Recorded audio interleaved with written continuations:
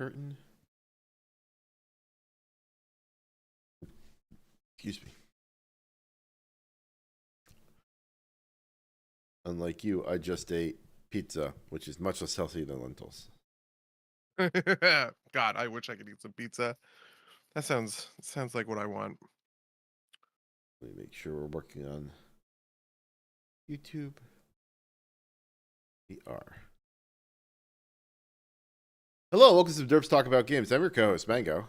And I am your co-host, Buddy. And today we're going to talk a little bit about TTRPG and Counterbalance. Before we do that, but I want to tell the folks at home what it is we do on this podcast. On this podcast, we like to talk about games. And today I call this like our most inside. This is such an inside baseball episode. Nobody would ever care about about this except for fucking us of all people. But yeah, I don't know. Where do you want to start from? Well, I mean, I will say there are people besides us that care about it because we got the inspiration from I guess it's true. Yeah, and you know, to be fair, inside baseball is kind of the wrong term for it. It's like inside baseball is maybe like when I talk about like the indie game publishing industry. You know what I mean? Like that's inside baseball. Inside, but like I don't know. I was just thinking of like what's a good word for like an esoteric podcast topic that like nobody but us would really want to get into. Like TTRPG, you know, game balance, just very niche shit. Yes, no, that's fair. Yes, it is a niche topic for an excuse me, for a niche podcast. Also, just at the front, we're probably going to be doing this on Sundays moving forward. Some scheduling changes on my end mean that Mondays are no longer tenable. But with that being said, something that this part of this comes out of a yet as unreleased Angry GM article that will be out shortly. So I don't feel too bad cribbing a little bit from it, but essentially that in like one, you're supposed to balance encounters to your party, right? Like you know, like attempting to approach verisimilitude by kind of like sprinkling unbeatable encounters and very easy encounters isn't quite right. Although we've talked about kind of like as you level, trying to like vary difficulty levels to kind of make the characters feel both powerful and weak at different points in time. And the other part of this too is that like for your system, for the expectations of the system, and I think this is basically true for most systems in the current day, is that players expect to be able to beat any encounter that they run into. And so it's very hard to set up an encounter designed to make the players run away without being very explicit about like, you will not beat this, right? Something that the Angry GM called out, I believe, in the supporter only Q&A was something like, when people play Call of Cthulhu, most of the time the players win. And if they don't win, it's in either the big campaign ending blowout, or it's like they win, but the postscript is like, and you did nothing, you know, you only delayed the inevitable end of the world by a little bit or whatever, right? Like, you know, which I thought was a pretty interesting insight. Do you have any hot takes off the top of this, or cool takes as they may be? Yeah, so I have a couple, and I've talked about plenty of this, but I just want to set the stage, right? Here are some of my fundamental beliefs. Number one, designing D&D or tabletop RPG around encounters around full clearing enemies is boring and bad. Almost all of the time, I'm trying to create additional sort of incentives or, you know, I think of them as win conditions, right? Like what are like the Sure. win and loss conditions. So an example I've got back to is in Hell's Rebels. We had a situation. You guys were, you know, negotiating on the border with a foreign country. I think it was Leonin, right? Or something like that. And there was an attack, right? The victory conditions for that encounter was not kill the attacking, I think it was like Leonin Crusaders, right? It was not kill the attacking Leonin Crusaders, right? The victory condition was protect the NPC diplomatic envoys, okay? If the diplomats who you are here to meet with die, that had catastrophic consequences, right? The typical D&D sort of, you know, like baseline is like TPK is the catastrophic consequences. I always want to avoid that because it's kind of unworkable, right? You just it's too stark a contrast. You can't make something like that work. Though I guess we could talk about some of my ideas for what that would also look like. Okay, number 2, balance. Um, there are 2 types of stress that people can experience, right? Which we might call hopeless stress and challenge stress, right? Challenge stress, I like challenge stress. Challenge stress is when a situation is stressful, but you feel as though you have the tools necessary to overcome the encounter, right? So in work, in life, in video games, all of this stuff, right? Like this is always around you, right? When a work crisis pops up, but you know the solution and you're the person to take decisive action to fix that problem right before, the thing goes live, that's challenge stress. And that's actually a good, invigorating feeling, right? World of Warcraft raid bosses are almost always challenge stress for most people, right? We have the tools we need in order to defeat the boss. It just requires a level of precision execution to get there. That when you defeat that raid boss, that feels so good. This is challenge stress, right? Hopeless stress is when all hope is lost. You are overwhelmed. You cannot deal with the stuff inside, with like the challenge in front of you. This is the stress that feels incredibly bad and unfun, right? So, a level 1 walking into a raid encounter, right? Let's say that the Wombo invited someone who had never played World of Warcraft before to an AOTC kill of Farak, right? That person would not be feeling challenge stress. They'd be feeling hopeless stress. They don't know their class. They don't know the fight. They don't know the encounter. I'm dying. I don't know what's going on. Like, that's hopeless stress, right? And the goal for balance, in my mind, is to create challenge stress and not hopeless stress, right? If you're balanced too far on one end, right? Like, the nature of balance is if the encounter is too far on one end, the GM side of things, you're in hopeless stress territory.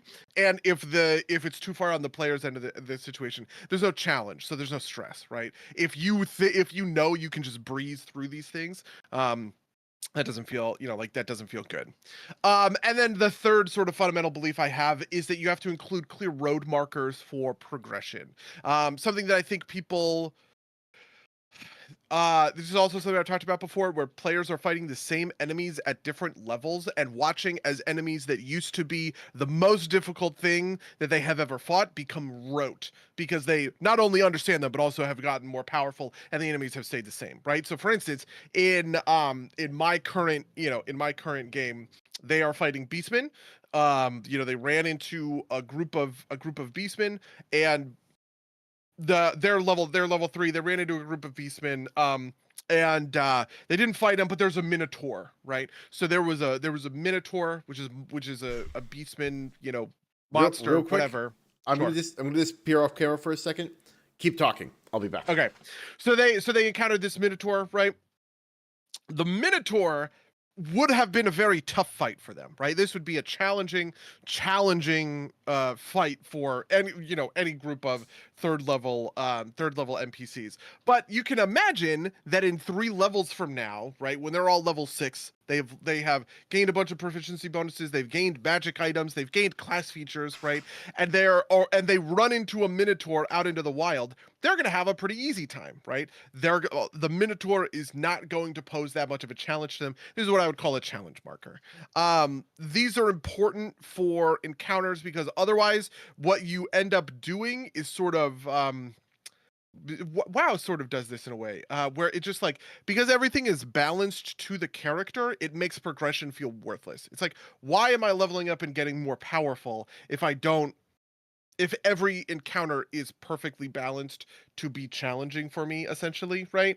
The way that you get around that kind of paradox, because everybody wants everything to be challenging, but nobody wants to feel like their progression doesn't matter. The way you get around that paradox is you create this mental link between, oh, I have fought this enemy before, and it's way easier now, right? Because I am this much more powerful than I was however many kind of like levels ago. These are like the core 3 things that I'm thinking about when it comes to tabletop RPG balance.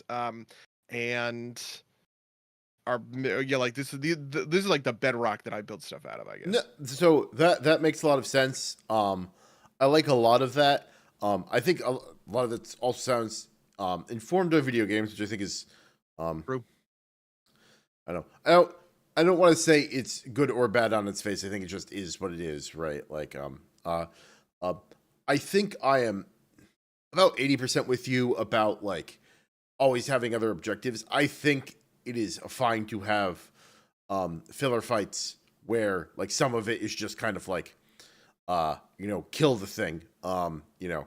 I think there are times when even like I say times when it's probably not a TPK threat, it's kind of like a resource burning threat. Um Hmm. and times where it's and like times for like particular uh enemies to be defeated, I think makes sense. For it to be kind of a TPK or kill the enemy type thing. But I do think I agree with you that having alternative win conditions can kind of help uh help spice it up. And also I think something that's important there too is it introduces a set of, like you said, an alternate failure and also an not a catastrophic alternate failure, also a different set of degrees of success, right? It is a little hard in a kind of knockdown battle to have degrees of success, right? Like, um, maybe if you, maybe if you like let an enemy get away, it comes back later, and sometimes that can be good. But a lot of the time, it's like, you know, well, maybe you defeat enough of the army that the rest of them run away, but is that really like only a partial success, right? Like, and you can't really have a partial failure, right? Like, I guess you can like have one of your guys go down, you drag them and run away, but it's hard to have kind of like a I partially succeeded at this type of thing that lets you lets things feel like you actually have dynamic input into what's happening, right? Like to kind of go back to it, right? Your characters always expect to be able to win the encounter if they play moderately well, essentially, right? And as a GM, I think if your players are not the most skilled players, you're doing everybody a disservice if you are setting difficulty too high. And similarly, if your players are very skilled, I think you should be throwing more difficult encounters at them, right? Like you want everybody to have like in the world of a game, you want everybody to have a challenge because this isn't like a video game where like you can compare your fight to your buddy's fight and be like, well, There's only one instance of it, yeah. yes, Like yeah, something I have thought about, figuring out a way to do is create a world in which you could have TPKs, essentially create a world with save states, right? What would it look like to play D&D where you could reload from the save right before the boss and try again, right? I think that's interesting, but I sort of don't know if that's interesting because of like the kind of I don't know, just like the game dev, like the game design experimentation of it, or if it's interesting in like this would actually make things better. Because like in video games, this is how video games get around a lot of the issues that it gets to sidestep so much of this conversation because it just builds in a system where you can do it again, you can try again, you can iterate, right? You can never iterate in a D&D fight, right? Which is also part of why I think it's important to do. So for instance, factions, right, is always a really important part of my game.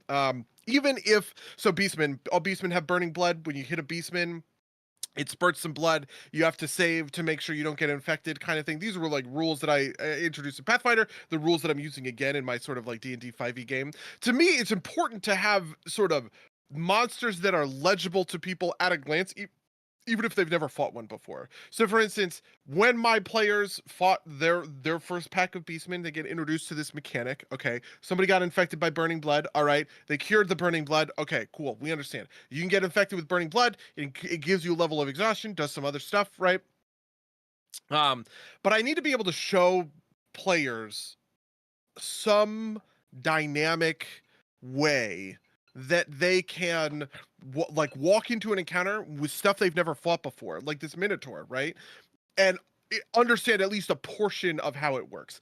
If they hit the minotaur in melee combat, they're going to have to save against burning blood, so that it's going to be a consideration that they're going to walk into, and that's a consideration they're going to walk into for the rest of, you know for the rest of things. There are other factions that are going to exist, and those factions are also going to have shared mechanics, so that once they fight them, the first time, and they learn, oh, these things, when they hit 50, when they become bloodied, they hit 50 or lower, they gain a bite attack, right? So when they are, when they're below 50%, right, you have to actually kind of like hit them down, because otherwise they will multi-attack you to death. They become more dangerous as they go into like a feral rampage or something like that. And I feel like that speaks at least a little bit to sort of the continuity nature, right? Where it's, instead of iterating, on the same specific fight with the same specific mechanics, it is learning a kind of group of mechanics that are going from fight to fight to fight to fight to fight.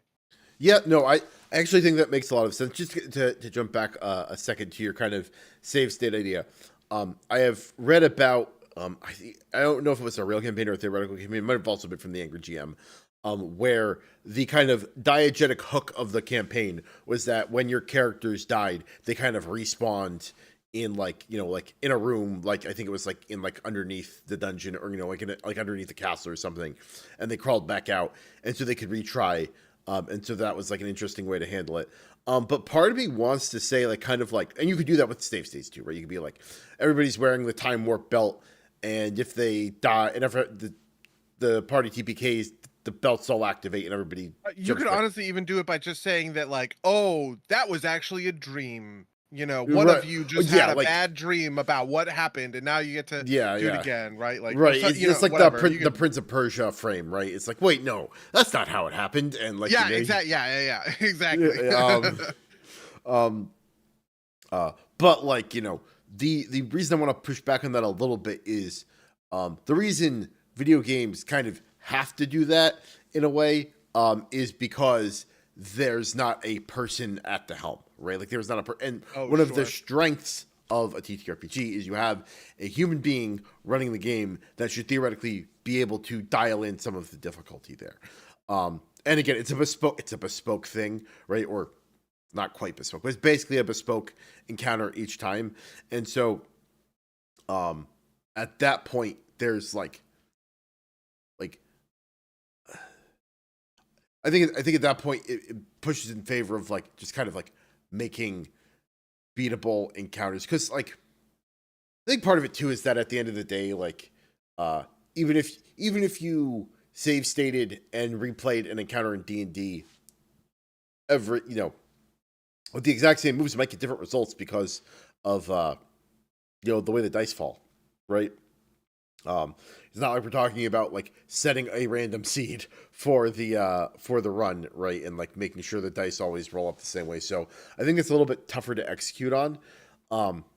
I would always want to find a different way to approach. Like, so, okay, for instance, I will do this in like Total War sometimes. Total War has a rematch button, right? When a battle ends, you can hit rematch, and you can just start the battle over from the beginning, which is actually pretty useful. And I'll do that. Not a lot, but I will do that like sometimes, because there will be times where the battle goes in a direction I don't want it to, and I just know I could play it better if I just think about it a little. You know what I mean? Like, and so you approach the same, that this is mechanically deterministic, right? Like, all of the stuff that is happening is going to happen, right? But you just approach it from a different like angle, and it just you butterfly effect the entire battle to go in a completely different direction, right? What if I had cast this instead of that? What if I had set my archers up here instead of there? What if I had, I don't know, run down this group with cavalry instead of letting them regroup and reveal the, like rejoin the fight, right? Like, all of those sorts of decisions can like make a big difference. I don't know that D&D has good options for that, right? Yeah. Because I kind of think that, and this is actually sort of like a bigger thing. I actually think that most of the time, actions in a D&D battle setting are basically deterministic if you view them dispassionately. I'm sorry, if I got Deep Blue to play a D&D game, it would come to the same decisions on most encounters most of the time.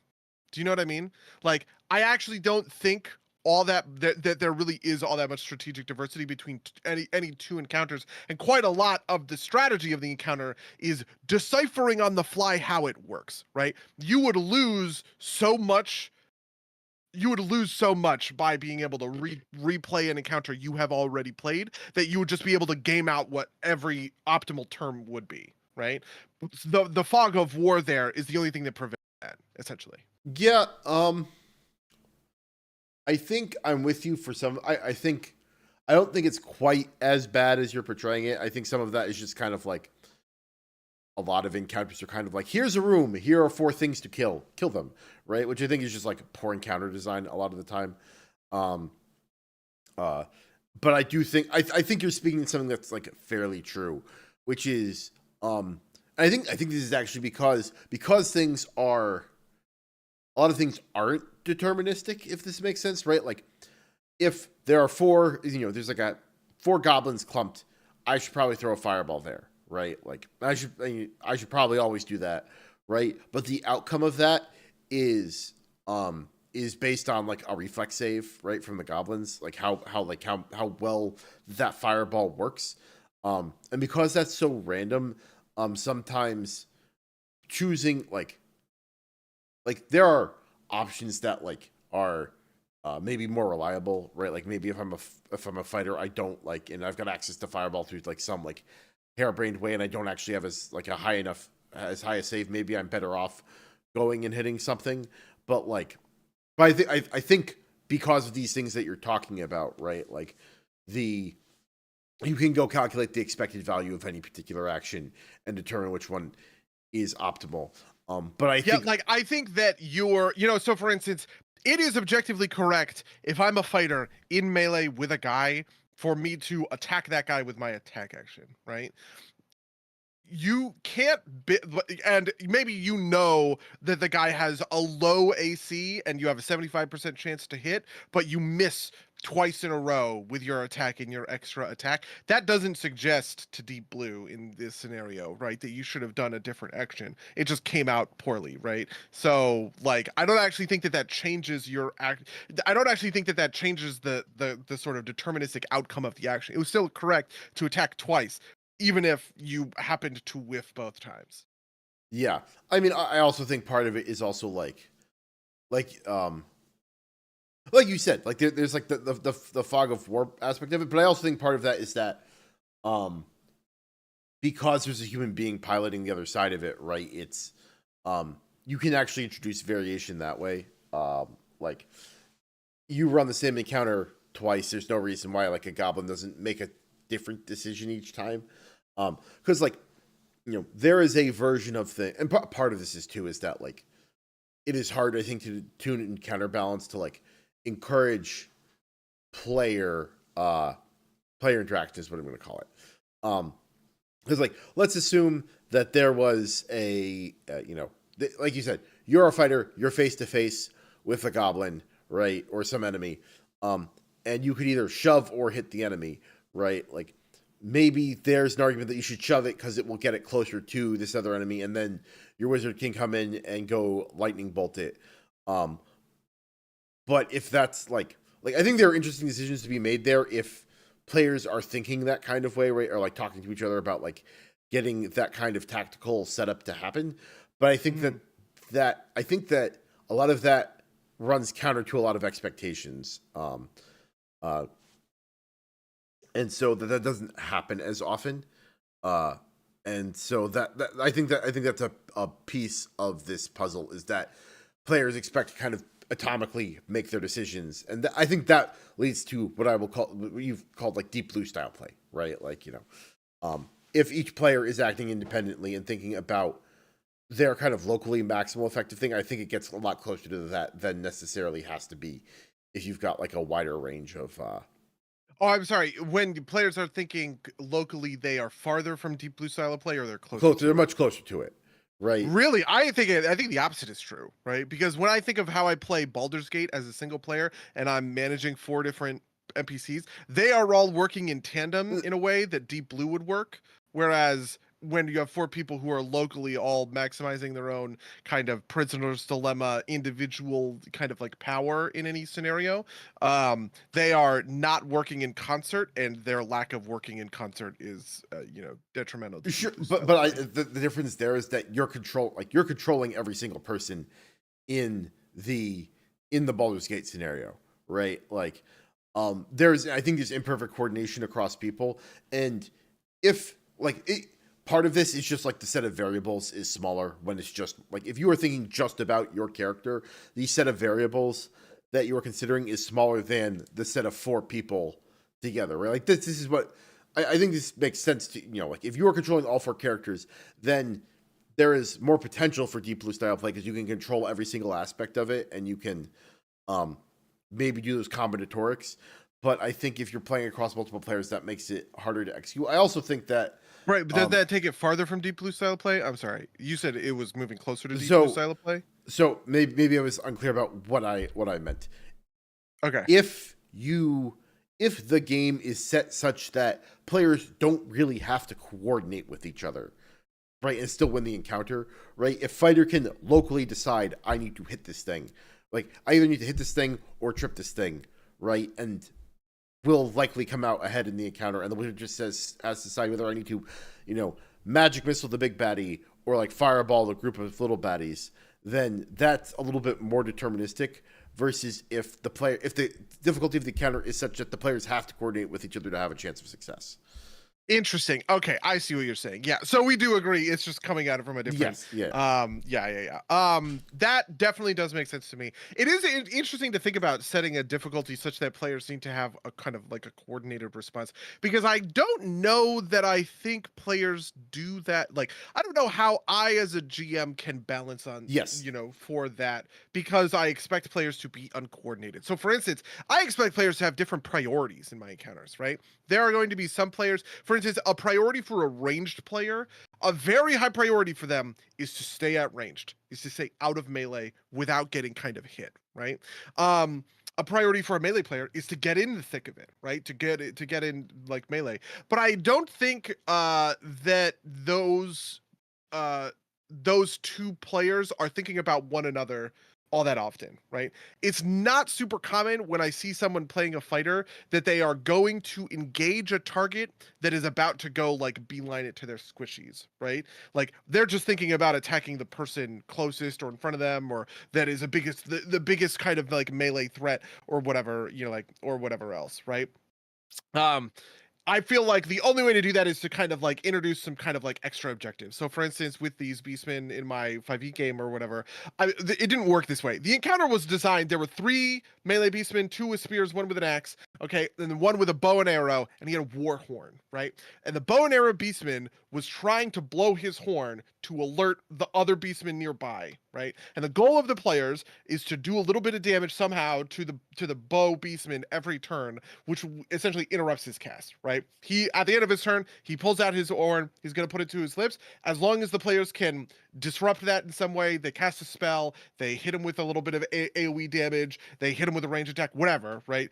The war horn doesn't go off. Okay, this is sort of the setup for the encounter. I think every player is oriented around the danger of the war horn. It's not hard to figure out, oh my god, he's going to blow that horn and a bad thing is going to happen. And every player has a top priority: stop the bow guy from hitting his from hitting his war horn. But I think that only happens because I introduced it as sort of like a top level and like ambient mechanic. In a world where it's just that encounter is the 4 of them, like, right, like these 4 beastmen are the encounter or whatever. I think that players have just pretty different priorities when they're coming into how they're gonna sort of like fight and attack things. At most, what you'll see is players will expect other players to like, you'll finish this on your turn, right? I'm not gonna do fireball because this guy's 1 attack away from dead anyway. Just let him die. You know what I mean? Like maybe I'll see some of that kind of coordination, but I feel like I tend to not see much more sophisticated coordination than that.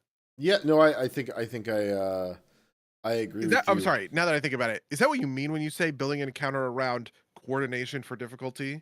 Yeah, like Like if me and okay. yes, right. Like it is. I think the problem is it is hard to basically tune the difficulty such that you push players to think a little bit more strategically rather than kind of like head desking it. uh, or like kind of like working within their own within their own kind of things, right? Like I think it's just hard to get players to necessarily think about that kind of thing in a way that like makes things work out. I think you can do it without explicit kind of like like, or rather you can do it with side objectives that are less kind of abstract, right? Like in a game that I am playing in, a 5e game I'm playing in, we were fighting a dragon. But the thing was, this dragon was expecting us coming, and they had basically like these dragons are allied with hobgoblins. They had like a floating tower with a mage on the top of it that was casting chain lightning every once in a while. And so one of the objectives was maybe to go disrupt. Like we needed to kill the dragon. Maybe we needed to go disrupt the lightning tower if we were going to survive. Essentially, the encounter went really poorly. We managed to just finish the dragon, and then everybody like as we were running away, our assassin or our rogue character managed to do get a sneak attack that just killed the dragon. So it was like a very Pyrrhic victory type thing. But I think I don't know. Like I think having like side objectives that are maybe like that are a little bit more directly just kind of like part of a standard combat can also work, right? Like having squishier targets that deal out more damage and making that a priority, I think can help if you can telegraph it enough, if that makes sense. Yeah, I mean, I do think about the telegraphing is pretty interesting. So, for instance, the fog of war, I think, is what's kind of necessary to keep encounters from being gamed out deep blue encounters, right? If I understand the raw mechanics of every single encounter, if every player has the stat block of every monster they're walking into an encounter with, that's probably you're getting pretty close to just like a deep blue sort of play, which is bad, right? And the way you avoid this is you have some fog of war, right? The players didn't know that blowing the war horn was going to wake up the minotaur that was just up the road and introduce this really powerful awake minotaur into the scene, right? They would eventually defeat this encounter, walk up the road and see the sleeping minotaur, right? And have the opportunity to like coup de grace a sleeping minotaur and start combat with it, right? With this big advantage. This is sort of the advantage of stopping like the war horn or whatever, as well as just like not introducing more enemy actions into the action economy or whatever else. But like they understood that blowing the war horn is conceptually abstractly bad, sure, kind of like fair enough, right? But I think in a world where we're too, I'm too explicit about what the bad nature of things could be. Is I don't know. That's a very fine line because on one end you need to have some amount of in games that we would call this perceivable consequence, right? I understand when I press A in Mario that Mario is going to jump and he's going to jump at this rate and he's going to graph out this parabola on screen. This is like the basic perceivable consequence. I do that once and I understand exactly. Okay, Mario jumps when I press A, great. You need to have some level of this when it comes to D&D. I need to be able to see an enemy and watch it do a thing and intuit, oh my god, it's going to keep casting spells. The spells are going to be bad, right? It's going to keep doing X and X is going to be bad, right? But like you can't have too much of that be revealed to players, otherwise you end up in sort of this bad deep blue kind of like territory level. And I don't know what I don't know what I would say like the I don't know. I don't know what I would say like the right way to encounter that is. The Hobgoblin Wizard kept casting Chain Lightning and only Chain Lightning? It was not quite like that mechanic. Okay. It was like it was a tower that was charging at a rate, and there was a wizard that was in charge of it, and they were like floating around in the sky, and so we had to deal with it. So it's not like it, and we didn't deal with it, right? Like it kind of got off a couple of chain lightnings before we got the dragon down, and it was pretty devastating. That is a pretty good encounter. To me, I would make an encounter like that. I think that's neat, right? Yeah. Introducing like the side objective, like, okay, do we go after this? Do we go after this guy, or do we stay and focus all of our shit on the dragon? That's pretty interesting.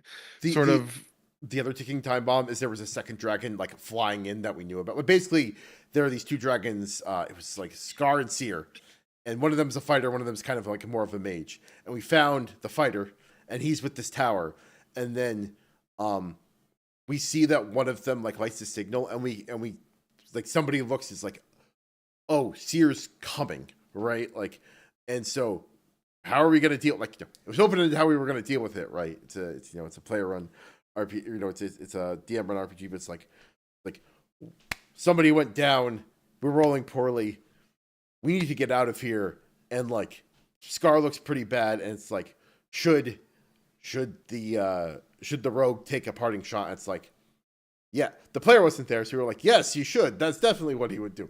And he did it. He killed the dragon. Like, yeah, we did it, right? And then we managed to run away with our tails between our legs. But I thought it was pretty great in terms of like putting pressures in the right places to like make things make sense.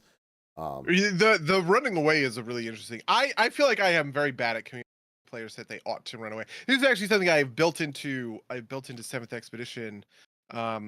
I've had multiple characters, like NPCs, tell the players, hey, if you need to run, run.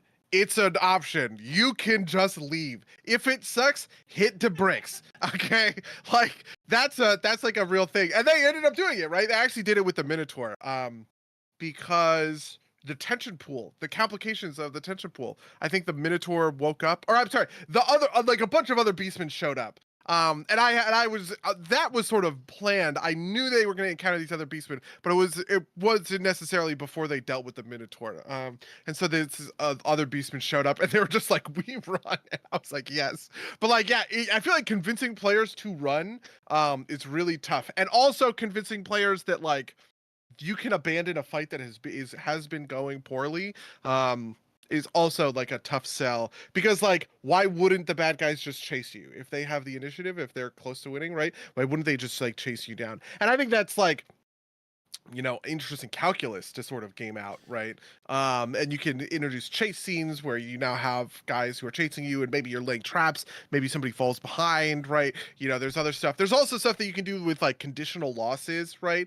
I have a lot of thoughts about like, instead like a TPK I'm kind of interested in, but I would be interested in a scenario where the whole party goes unconscious and they wake up in a jail cell.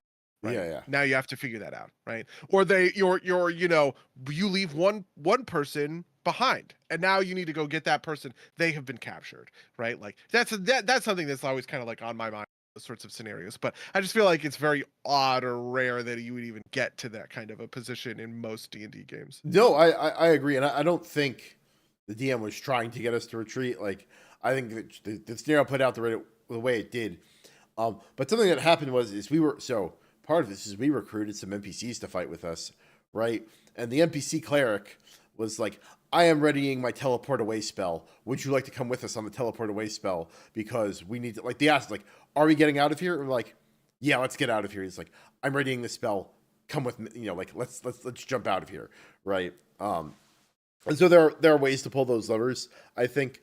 I think also part of this is that, like, this is a high level game. This is like an end of the campaign scenario, right? Like, sure. We are meeting in person in a couple months to finish the campaign over like a week in like a cabin in the woods. That sounds so cool. I'm so jealous. Fuck. Yeah. That's so cool. Yeah, I've wanted to do that my entire life. Okay. This campaign has been going on for honestly, it might be long, like slightly older than this podcast, right? Like it is overlapped pretty significantly.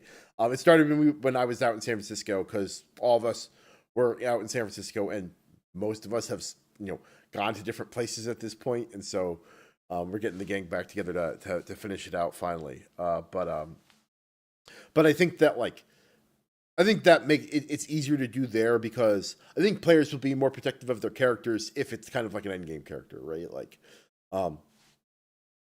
if things start looking dicey, people start, I think, engaging in contingencies that they probably have thought about at points in time, right? Like if something ever gets really like bad, do we have a way to like get out of this? Right? Like, we have piles of enough diamond dust around to like revive people, right? So it's like, okay, can we just like scoop him and get out of here and like deal with reviving him later? That type of thing. Um, Do you like resurrection as a mechanic in like a campaign? Is that a good mechanic, you think? I think the right way to handle it is to have it be appropriately level gated, right? Like I think before level 5, I think you figure out a way maybe to let the players do it once for the party, right? Um, and then like after that, like make it like a significant cost but not impossible. And then like once you get kind of into power game levels of play, you still make it painful, but not like unavailable, if that makes sense, right? Like, Interesting. I have never done this. So a rule I have always thought about implementing in like games of mine is that a player can die, and if a player dies, the person gets kind of a choice between either getting a ooh, fuck, let's see. sorry, getting a reroll, right? A new character, different race, different class is something I always kind of like mandate. You can't just like clone your character, obviously. But like you could just introduce this character into the party and they, whatever, and your original character died a heroic death and they are remembered like heroically or whatever.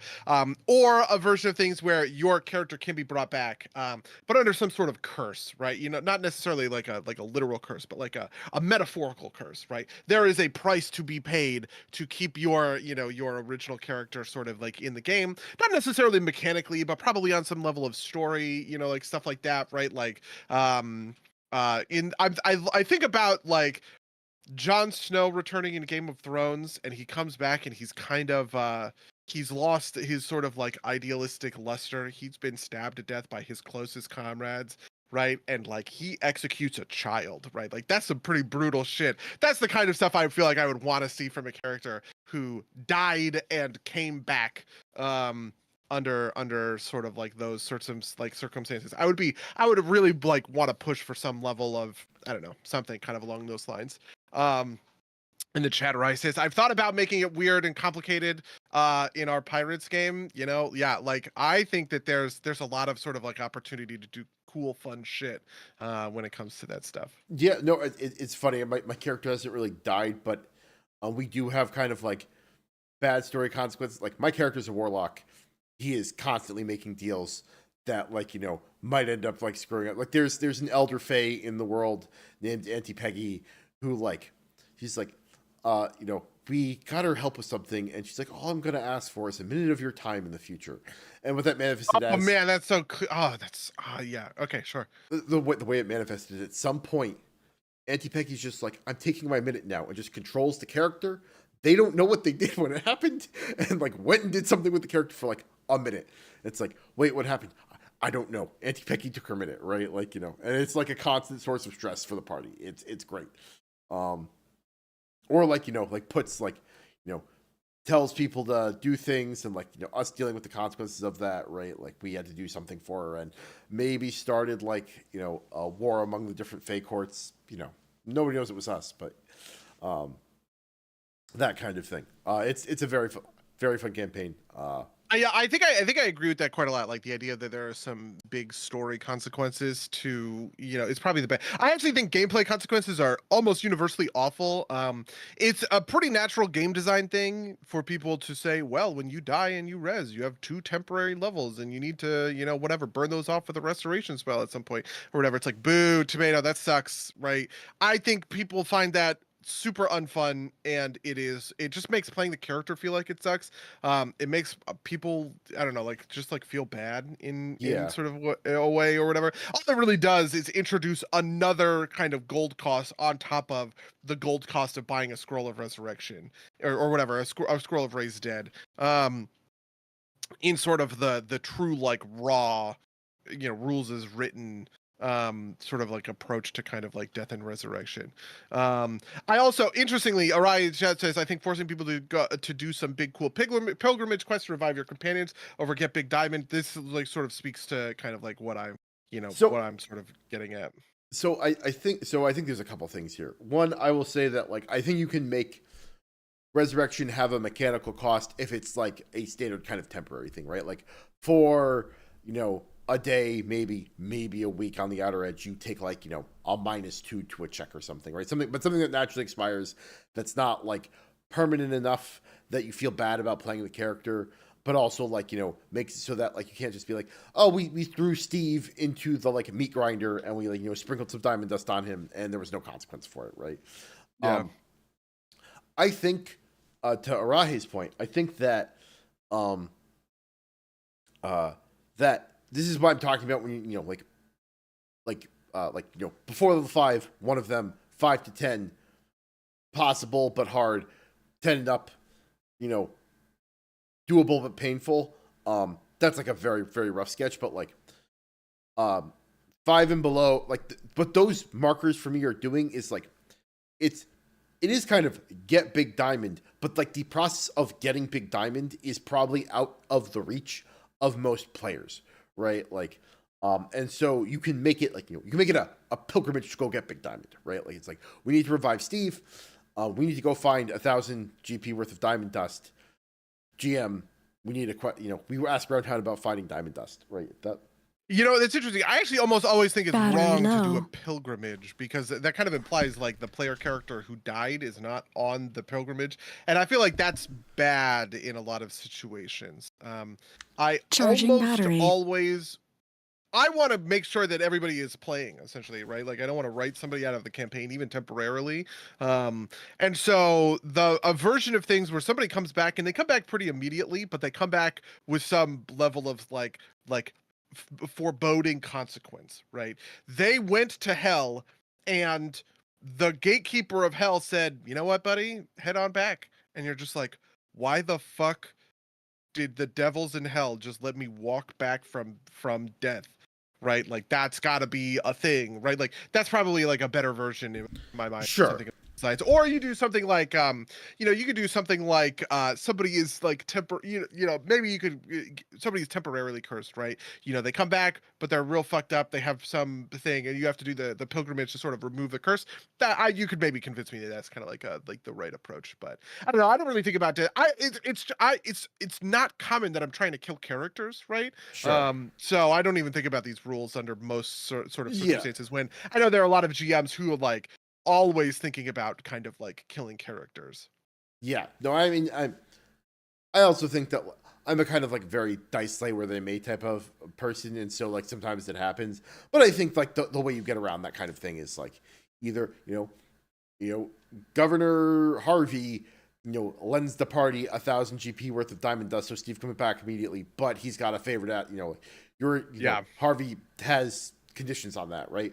Or like something in one of the other games I played is the characters all have enough kind of individual stuff happening with them that like occasionally a character will like go exit scene to like deal with their personal stuff, and we all have like secondary characters waiting in the wings to pop in to take over for them, right? Like when my character, who was a Hell Knight, he eventually went and had to go do his Hell Knight test. So while he was doing that, my other character, which was a kobold dragon priest, stepped in. It's funny because he feels a similar role as the Hell Knight, but that's neither here nor there. He stepped in and he played with the party for a while the Hell Knight was off training to become like a real Hell Knight, right? And so if you've got that kind of situation, you could be like, well, if somebody dies, it's like, well, send, go get like, your secondary. Like we had a character die, and his secondary character just like stepped in and took that guy's place, and he doesn't have a secondary character anymore, but it worked for the same kind of purposes, right? Like, yeah, I think I'm okay with that sort of a thing. It depends on the kind game, of having of course. that. Yeah. And also sort of like the circumstances. I think it simultaneously does suck, especially because like something that I'm doing now, I sort of had my characters create almost sort of like a Star Wars obligation, right? It's not quite an obligation, but basically the idea is that they all have individualized reasons for why they are trying to explore Kaya, right? The Cursed Continent. So, for instance, Lou's playing a character who is a legionnaire, and one of the previous expeditions was a dragonborn legion that went to explore the continent, and they never came back, right? And so she is very focused on the fourth expedition expedition, figuring out what happened to Chiron's Legion, right? But you know, Rachel's character, Marn, is like an ecologist, and so all Marn really cares about is like, oh, I'm documenting the new flora and fauna of the, you know, like of like the new world or whatever. And so like I have stuff planned for that. I know where some of this stuff is going. I have ideas for a ton of this stuff, right? But it sort of sucks the idea that somebody could just randomly die and you would lose all of that kind of like story momentum. But I don't know. I think at this point I'm probably in a position where I probably just want characters to die and be dead, and you make a new character and deal with it, kind of thing. Over like I would want to bend over backwards to save a character such that, you know, I could like keep my own story threads from unraveling. Sure. I mean, but I think this like level thing that I laid out is, you know, also kind of like semi-codified in the rules just based on like the costs and how much players can afford them. Because like at a certain point, right, like the players don't want to lose their friend, right? Like from both a role-playing perspective and kind of like, you know, a mechanical perspective, right? We know how this party coheres. We know how it works. We don't necessarily want to give any of that up. And we have the means to save a player, so we're willing to invest 1,000 gold to save them. And I think as the game gets later on, it becomes more onerous to ask the players to kind of have to do something to make them change that when, you know, they have the means within their grasp, right? Like, yeah, I think I like the idea of like a plot point in a way. Like, so I'm thinking, I did this in Hell's Rebels, right? You guys resurrected you got a scroll of resurrection, and you were like level 4, level 5 or something, right? Very early to get that. But the idea was that you were going to use it to resurrect Tonrik, right? But you also had the choice. You could resurrect Gondar, who had also died, right? And that was like here are 2 important NPCs, both of whom have died, right? One of whom you like and is a guy who is working with your thing. The other of whom, you know, you had some story reason. I don't quite remember how that whole thing was set up, to be honest with you. But I just remember, like, in my head, I liked the idea of this sort of like the duality of it, right? You have a scroll of resurrection. You can choose to resurrect one of 2 important NPCs. That changes the direction of the story, right? Obviously, you guys chose to resurrect Tonrik, and it did, you know, manifestly change the direction of the story quite heavily, right? And I think that like as a story mechanic, you know, some level of resurrection is always a good thing to kind of have and deploy, but be exceedingly like rare and hard to put together. You know, this is an interesting thing because that I was thinking about because, you know, do you think it is okay or fair to like if a player's character's died to be like, okay, well, your character died, so you're out for the session, right? Like, you know, go home, right? Like, do something else with your time because you don't have a role to play in this session right now. We'll figure out what happens with your character next time. Man, is it fair? I think they're like, you know, I think the answer is always it depends, but I think, you know, like if you're playing an online game, it's very easy to be like, you know, you're good, right? Like, versus like if someone drove an hour to your house and they died within the first 10 minutes, right? Like maybe that's less good, but yeah, that's complicated. I mean, it's an eventual. It's sort of like a Matrix level eventuality, right? Where like, you know, if you accept the dice fall where they fall, and players can die, sometimes the dice are going to fall in such a way that players are going to die, necessitating an answer to this question, right? I think probably for me the answer to this question is some form of roll a new character. Like you spend that time working on a new character or something, roll or a new character, or like, you know, if there is an NPC nearby, you can control them. Maybe they're not as powerful as your base character, but you know, that's the consequence of like letting your character, you know, if your character dying, right, is, you know, you're playing the NPC. Like, I just heard this at one point. Like, again, it's like, you know, you tell them to go home. Thanks for playing, right? Like, you know, and I was like, that's a little harsh for even me. And that is a little harsh, but like, what are you gonna do? Yeah. Reminds me of like jury nullification. You know what a pull! And whenever I think about like odd decision matrix, that's always the thing in my mind. Just for the chat, I have to explain this reference because it's not going to make sense to anybody. If there's a CGP Grey video from like 15 years ago about this, essentially, juries can do what they want. Okay, in the United States legal system, to be yeah, in the United States legal system, juries can do what they want, right? Legally speaking, a jury is allowed to come willfully to the incorrect solution. Okay, this is essentially what jury knows. Do you have a better explanation for this? So there's a couple things. One, juries cannot be prosecuted for the decisions they make, Right. and double jeopardy is a thing. You can't be tried twice for the same crime, right? Crime twice, So a jury can decide a thing that is objective. They don't have to justify themselves, right? Like, can decide something objectively wrong. If they decide something objectively wrong against the criminal defendant, they have recourse through appeal. Because like that, I think there's also like ways that the judge can overrule it. But if they come to an innocent conclusion, then you can't be retried, right? The prosecution doesn't get a second bite at the apple. Yeah, the prosecution cannot retry O.J. Simpson for the murder of his wife. Right? Yes. Yeah. He was found not guilty. That's it, right? Yeah.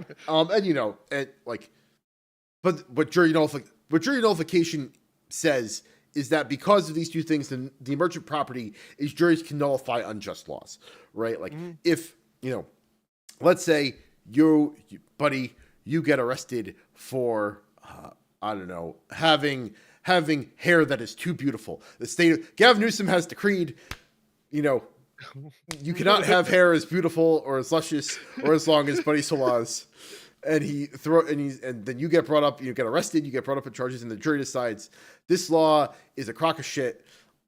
Even though the prosecution has proven its case beyond the shadow of a doubt, we still return a not guilty verdict, and you don't have to explain it, and the prosecution can't like go after you for it. So even though you have very clearly broken this law, you are free. I mean, that's kind of obviously that's a ridiculous version. The more reasonable version would be something like drug possession, right? Like or like it's lynching in the South is the common example, right? Yeah, that makes sense. You would sometimes have. I mean, this is the fucked up example, right? You would have white men who explicitly murder black people, right? They lynch black men, they get tried for it, and an all-white jury turns in a not guilty verdict because the all-white jury is racist, and they agree with the lynching that took place, right? Like the extrajudicial, like lynching that took place. It's like the most fucked up example, but that's effectively jury, No, that's, yeah. No, right. This concept is called jury nullification, and it is born of that matrix of juries can do what they want, and you can't appeal, right? Like the prosecution has no right to appeal a not guilty verdict. Yeah, for a slightly less kind of morally clear version, let's say, right? Like there's like this story, and I'm not sure if it's apocryphal or not, of like in Texas, a dude like sees someone breaking into his neighbor's house, and it definitely happened because he was on the phone with the 911 operator, and he sees the guy breaking in, and you are not supposed to interfere with somebody else's house, right? And he sees the guy's going to get away, so he goes out and he shoots the person stealing from his neighbor's house, and famously, the jury was like, "I wish this person was my neighbor," and returned, innocent of like manslaughter or whatever he was being charged with, even though, as like someone who doesn't own the property, even in Texas, you are not entitled. He has no right to defend somebody else's property. Doctrine, right? Yes, yeah. Right. Like if it was your property, you might have the right to do it, but it's not. But the jury was like, is that really manslaughter? That would be first degree. That's yeah. I don't remember what the charge actually was. Right, like this gets into like state level, like all types of murder are state level, right? Like, and you might undercharge someone because you think it's easier to get a conviction, but that's all way beyond the scope of what jury nullification is. That's true. That's true. It's funny. It's whatever. Tabletop RPG balance. What the fuck were we talking about when we got to jury nullification? We were talking about some sort of emergent matrix because that's why I think of it, but whatever the case may be. I'm sorry. We were talking about death, right? How do you handle player death? To me, this is just like the stuff you deal with when it comes to like emergent the emergent matrix of, you know what, sometimes dice are going to fall, players are going to die, you got to figure out what to do, and maybe it makes you a shit friend, maybe it makes you a bad friend, but unfortunately, um it it is what it is. The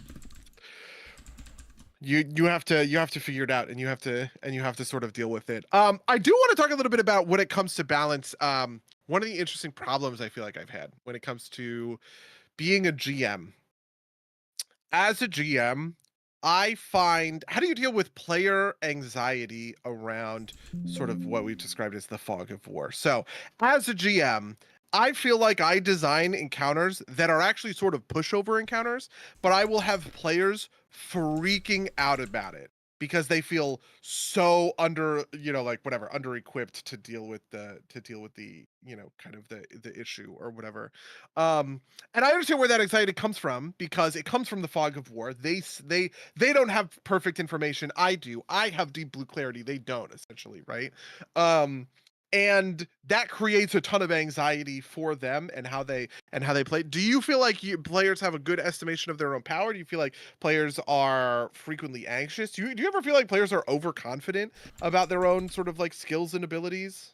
Um, I think I think it's hard to get players into that position.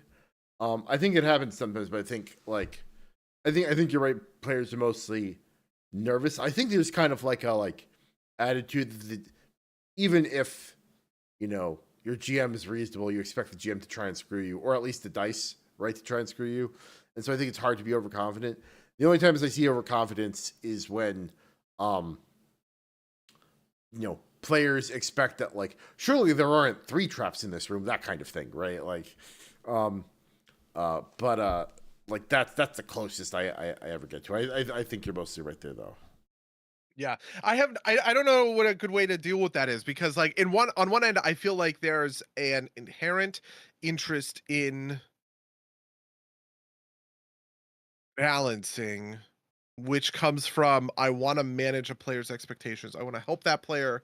I want to help players feel as though they do have the tools to tackle this challenge, right? They don't need to be kind of like anxious.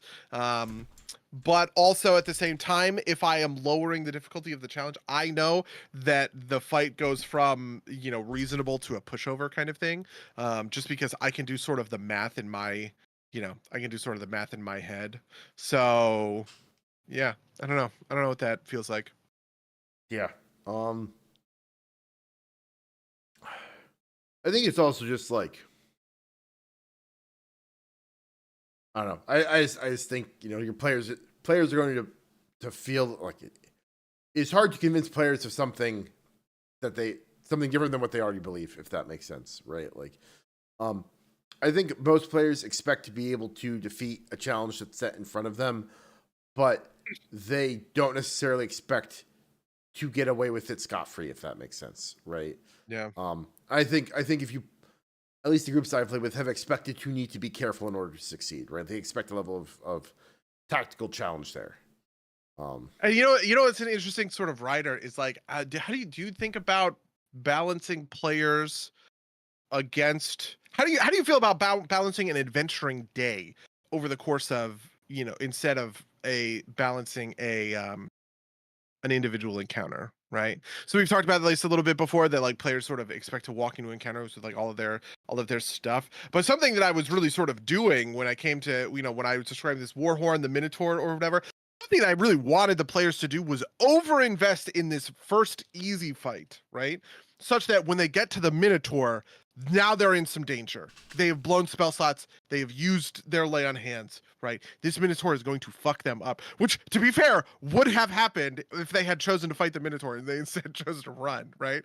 And I don't know, but if they had fought the Minotaur, but they had overexposed themselves on, overextended their resources, right? At what point does that become like a balancing issue for the GM on the back end? Yeah.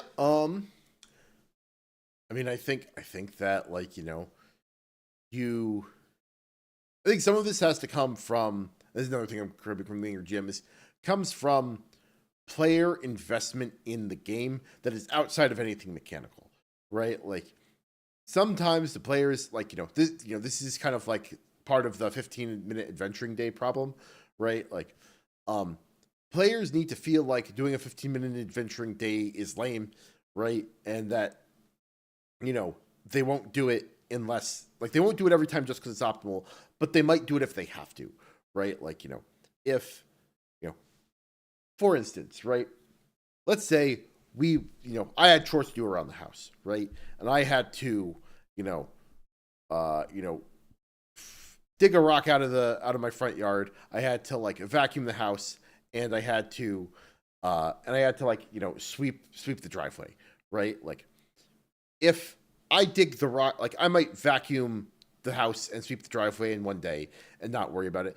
But I might dig the rock out of the front yard and be like, this laid me out. I'm not doing any work for the rest of the day, right? And that's based on like kind of like a real world experience thing, right? I think you want your players to be feeling that way about their characters, right? They get into a big fight that like wipes out most of the resources. They can feel okay about going home and going to sleep, even though that's like a 15-minute adventuring day. That's not a problem because they like fought it out, right? Whereas if they have a couple of minor encounters, they probably play them both through, right? The problem becomes is if after the first easy encounter, they're like, okay, we go home and rest because they don't have enough buy-in to the game to feel like that is an inappropriate thing to do, right? Even though it's a mechanically superior thing to do, right? Yeah, that's interesting. That's a very like similitude simulationist kind of approach. Yeah, and then on top of that, you can also build mechanical systems that like rub against that as well, right? Like you can like use a tension pool, like have things happening in kind of the in the world that can like that will affect that. But I think basically you can design around that, but just like most of the time it's a thing that solves itself, right? Like if the player's overextended in a fight, then they go home and they rest, and that's probably fine as long as that's not happening every day and they feel it, and then they're taking it as a mechanical fact. They always get to reset after each fight. Yeah, I think it's more of a theoretical problem than it is a real problem, if that makes sense. Did I answer the question you asked? Yeah, yeah, it's interesting. I don't think I like the version of things where I don't even know. What do I want? What do I want to say? I feel like I'm making a case that I don't like the idea of players managing the resource game. I don't think that's actually good game design. It's maybe my hottest take coming out of this, but I've sort of we're just talking, I've sort of arrived here. So here's sort of my idea. Players making decisions about should I save my third level spell slot for this encounter or should I hold on to it in case there's a future encounter is the Skyrim potion problem, right? Where players hold on to every resource they feel like they don't need because of the anxiety of the fog feel like they might like need it. That's pretty bad, right? You kind of want to encourage your players to blow stuff, right? And you have to balance encounters around the expectation that they are going abilities, right? Like if you set up a big juicy fireball target, right, that they are going to rip a fireball into that. Or something, maybe not something so specific, right? But whatever, like whatever that kind of like. But I think in a world in which players are making either the kind of top end or low end kind of stakes version of this, which is that the top end would be anxiety. The top end is I don't know what's coming next, and I need to save my fireball for what could come next. And so they're engaging every fight at their lowest possible power level in order to hold on to their highest power in case the next room that they walk into has a CR5 dragon and they're all level 1, right? Something along those kinds of like lines. The low end version of things is I'm not feeling adequately challenged ever. And so I'm going to defeat this encounter with the least possible force required, right? That's also pretty bad because that means you sort of like your sort of like stakes have failed. So I feel like in most scenarios where you're playing that kind of a resource game with a player, like that's pretty bad for you. There's really not a lot of upside. I mean, like I said, I think this mostly solves itself, right? I think if you throw an encounter at a player and like it's a relatively easy encounter, they probably don't burn their third level fireball to beat it. But if they have to, right, like the dice go the wrong way, then they're like, guys, I'm pretty spent on spells. We probably need to back out of the dungeon, right? Like, and they do that, That's true. and maybe you have some like minor mechanical penalty for that, like you drop, but like it's not like a super important thing. People, they'll go to bed, they'll come back, and like I said, as long as it's not like every fight they encounter a single solitary goblin, everybody blows their like 5th level spells on it, and it's like, okay, time to go to bed again, right? Like, I don't think that really happens, and if that's happening, I think you've got a deeper problem than kind of like, like you've got a systemic problem with your campaign rather than like a mechanical problem with the game, if that makes sense. Yeah. Yeah. I don't know. That probably does make sense, especially because like players can choose encounters like with the Minotaur, right? My players probably did overexert themselves on the first, set of Beastmen, even though they pretty handily dealt. I mean, they didn't even deal with the whole Warhorn aspect because the wizard you cast sleep immediately slept the guy with the Warhorn, so he never even got to threaten to blow it because he was just sleeping the whole time as everybody was like beating his ass or whatever. But they didn't engage the Minotaur, right? They saw the Minotaur, it was sleeping, and my calculus was they're gonna walk up to the sleeping Minotaur and coup de grace it for a bunch of damage, right? And then they'll fight kind of a half health Minotaur that's gonna be tough, but like whatever, they'll finish it off because they got an opening, right? They got this kind of like opening, but the players were like, no, fuck this. We're not engaging the Minotaur. We're just going to let it sleep. Right. And then they rolled a complication. I introduced the other kind of thing, but that's pretty interesting to assume that it will game itself out. I think you're probably right that for the players, I don't know, as long as you're holding some degree of kind of like verisimilitude and diegesis, right? It makes a certain amount of sense. Nick in the chat says designing the day depends 100% on the design decisions of the system you're using. D&D 5e and PF2e have completely different expectations on resource usage for assessing encounter balance. That is actually also interesting because like there are I was doing this on Hell's Rebels, right? In Hell's Rebels, we were meeting weekly on Wednesday nights, right? And I always designed our encounters at maximum power because I was like, we're gonna do one encounter and everyone's gonna have rested because each of these are very episodic, whatever adventuring days, right? It was very rare for us to go Wednesday to Wednesday and that we would be picking up, in the middle of the previous Wednesday's day, right? I wanted to have bite-sized stories happening on the Wednesday inside that. But then at the end of the books, we called them, I designed a whole dungeon, right? And the dungeons were built as multiple encounters built to be tackled in 1 or 2 adventuring days, right? Typically 1 adventuring day. There was always some reason, there was always some sort of story level reason that like if you didn't do this thing on the day, you were going to get hosed. And you could have maybe stretched it by 1, you could have taken long rest, but like if you had taken 2 or more, you'd have like catastrophic kind of consequences, right? And so those were, those were 2 kind of fundamental different approaches, which was just like entirely around the way I was building that whole system. That was obviously 10 years ago in PF1, but it's technically, in concert with Nick's point. So yeah, no, I agree. Well, okay. Yeah, we're over time. Do you want to talk about anything else about this, or should we go to back halves? I don't know. Yeah, I don't even know where we landed up. Yeah, we ended up, but there it is. This thoughts. Yeah. Do with it what you will, people. Okay, that's what a podcast is for. So, I do want to say that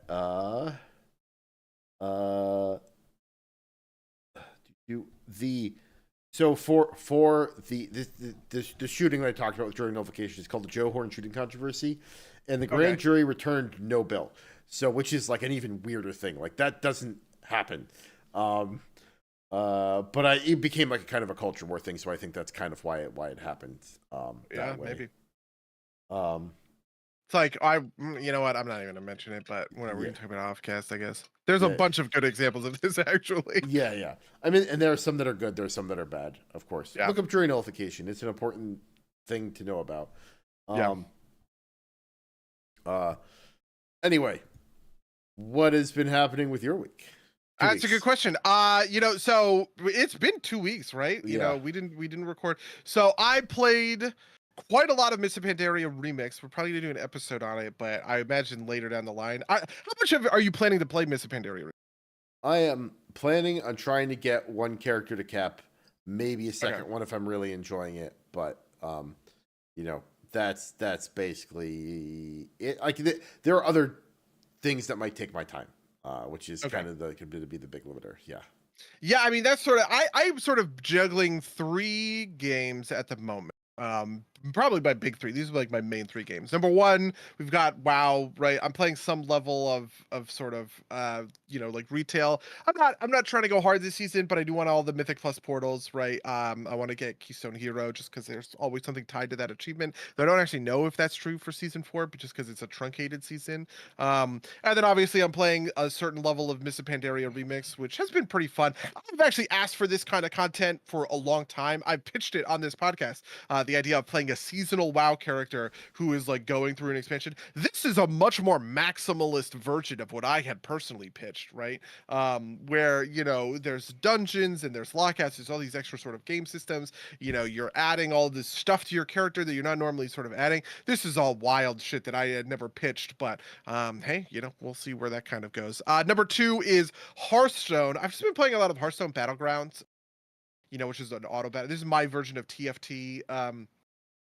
But they have duos, which I find pretty fun. I've been playing a bunch of duos where you have a teammate, right? And so it is your team and your allies' team have to like clear through an enemy and the enemy's, kind of like team, and it creates for just a bunch of interesting sort of like strategies and stuff like that. Especially because you can pass minions and spells back and forth to kind of like help your friend out essentially, which is fun. And then Total War is just, I don't know, like the new DLC came out, it's good. Total War is such a good game at this point that like it's kind of funny to think that there's been a bunch of controversies with Total War Warhammer 3. I had this kind of like moment of clarity when it came to Total War Warhammer where uh I was just thinking about how far the game has come since Total War Warhammer 1. Just like that tiny world map, they've just introduced so many more sort of like settlements and mechanics and just like quality of life stuff that just like at this point, even when I think Total War is sort of like bad and there are aspects of it that aren't great or like races that I don't find super fun and stuff like that, it's still just like amazingly good and fun to sit down and just play like a bunch of and to kind of like lose myself kind of in. So those have been like those have just like been my big 3, which I don't know what that says, but that's what I've been doing. That's what I've been doing in my life. Yeah, no, I mean, similarly, my big 3 have been WoW, Street Fighter, and Cyberpunk. Just trying to I'm like 50 hours deep on this play run, and I'm like trying to get like through the side content so I can get back to like the main story and just like finish it out. But like similarly, WoW is like I'm bouncing between retail and remix of Pandaria, just trying to kind of like get everything, do my weekly stuff, get everything kind of up to snuff, and like hit like kind of the cosmetic stuff I want to get out of it, and then also doing some of this Pandaria stuff, which is fun. I see the changes in Diablo 4 and I want to go look at it, but like it's like what time, right? Like and like part of the inspiration for this talk, even though we went in a different direction, was Street Fighter 6 has a balance patch coming out in 6 days at this point, or something like that. And everybody's hotly anticipating that because there's a bunch of different little changes that'll like hopefully shake up some of the power rankings. And then Cyberpunk, I just I want to see that through. I want to finish it. And there's not like a huge game that I'm like really highly anticipating in the immediate future that I feel is going to take a lot of my time. So, Except for fucking Cryptmaster, am I right? I'm just no, kidding. I did play a bit of Cryptmaster and it's fun and I like it, but that's the thing. I think I'll play in like spurts in between other things, right? Like when I. Yeah, I totally understand that. I feel like man, it's wild going back to Cyberpunk 2077. You know who I talked to recently was friend of the cast, Prash. And Prash was told me he only plays single player games at this point because they have so much, and he's been just like chugging through, like Cyberpunk 2077, and they just have so much content to them, right? That he can't kind of like get through. By the time he's done with one, there's just like another. And in a weird way, I did feel that. I felt that like 10 or 15 years ago, right? I was kind of like hopping from game to game to game. But at this point, right, like they're just like so huge, and I just feel like I fall off of them, so I just churn so easily, right? When I think of like Elden Ring, right, I ended up in a situation where I had to beat a boss to um I guess I didn't have to beat the boss. I don't even remember what happened. I just had to beat a boss to progress in the way I wanted to progress, and the boss was really hard, and I just kept wiping, and eventually I just got so fucking fed up with it that I quit, right? There's way more to that game that I never saw, obviously. Um, I played a bunch of Cyberpunk, but I didn't end up getting, I tried. I will just like beelining the end of that game. But I got to a point where I was just sort of like so powerful, and it was so unfun to actually like, in a moment to moment way play that game that I couldn't keep going. Um, it's funny because I think about the new Assassin's Creed got announced. Assassin's Creed, I think it's called Shadow, right? Which has started a weird controversy because there's now this. There's Yasuke the samurai, who may or may not have actually been a samurai. Yeah, he's a black guy. But Yeah. that it's a whole thing. Um, I think it's also wrapped up in the fact that like Assassin's Creed hasn't necessarily been very good for a long time. Really? I feel like Assassin's Creed's been great, right? People really liked Origins. Or no, I'm sorry, Origins. Hold on. People What really are the liked three? Valhalla, but was like Valhalla. people really liked Valhalla, but also like a lot of people thought like it wasn't really an assassin game. It was kind of just like an omni combat game, right? Like Yeah, that's true. and then like Odyssey, I think was like very very mixed. And Origins, I think was kind of like inoffensive maybe, but I didn't remember it like making a huge splash. And then they did Mirage was the one after Valhalla. That was in Baghdad. Was Mirage like wasn't there like a 2D one or something? Maybe I'm confusing it with like something. Maybe I'm confusing it with like Prince of Persia. You're thinking Prince of Persia, I bet. Actually, Okay, they did yeah. that 2D Prince of Persia. Yeah, Valhalla is It's interesting. I played a lot of Valhalla. I liked Valhalla. I want to go back to Valhalla and like keep playing it because I actually think that Valhalla had a really great story. I was really into like Valhalla's story, but I got to this point where these open world games kill me because I have a completionist mindset. I like ticking the boxes on the map. I like finding all the little points of interest or whatever, but they're never balanced around this because what happens is I full clear the first couple of zones and then I'm just so insanely overpowered because the game is built around people doing minimum kind of like expectations, right? And then there's also this problem that I discovered, not discovered, but that I articulated in our Dark Tide episode where I talked about how like modern games do this thing where they sacrifice kinesthetics and just like they make the bad like the way that progression works in Dark Tide is you go from level 1 to level 30 and you go from bad gunplay and game design to good gunplay and game design. And it's like it feels like a terrible way to sort of design your experience. I'm actually feeling this right now with WoW, funnily enough, in Pandaria Remix, right? Because I'm playing Frost Death Knight and I just have a ton of dead globals because I don't have the talent points to have a real rotation, right? I'm built around like a max level character who has most of a rotation, right? Or even a character that's level 60 and needs to go to 70 and is most of the way towards like a rotation. But at level 20, at level 15, I have some of my core spells, but mostly I have no rotation and I just don't have the resources to fill all of my globals. And so I hit things 3 times and then I'm just auto attacking for 20 seconds. That feels awful, right? And I don't know. Did this happen in games of yore? It felt like it didn't, right? But maybe it did. I don't know. Yeah, I mean, I think wow, like I think something that's particular to MMORPGs is that like levels 1 through level cap -1 are all training mode for level cap. This is like a fighting games thing, right? Like it's fighting games. You're supposed to spend a bunch of time in training mode so that you can understand how you play your character before you like you play serious competitively, right? And I think the secret is that MMOs teach you to do this, teach you for like raid and high level dungeon content by making you play generic content 1 through 59 and not having a full rotation. It helps you understand a lot of that stuff by force. I think that's part of the secret there. But in the general case, I think you've got somewhat of a point. I think it largely depends on genre, right? Like, uh, I think bad gunplay to good gunplay is a problem, but I also don't think it's as universal, right? Good gunplay, right? Halo has good gunplay from moment one, but like you don't necessarily have access to all of like the weapon types. But that's also not quite right either, because Halo doesn't quite work like that either. But I see what you're saying, but I don't think it's totally. I think you're right in the sense that a lot of games, especially these kind of like, what are they called? They're called like simulations, not simulation.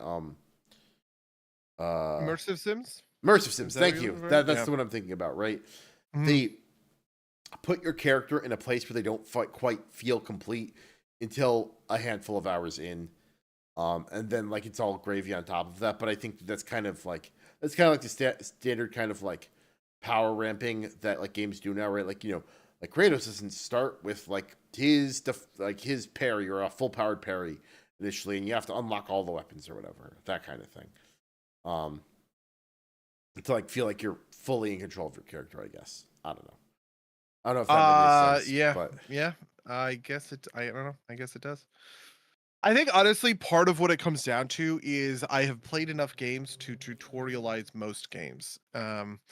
We talked about this a little bit in our roguelikeification episode, right? Where part of my feeling about sort of like modern game development and game that players used to feel like they walked into any game fresh, right? And they had never seen something like this before. But now we're at a position where players are so sort of literate in the fundamentals of game design, that even just I will sometimes churn out of games in tutorials because the tutorial is too boring. I understand the nature of the game too well to play the tutorial. And that's it's an interesting problem to have, I guess.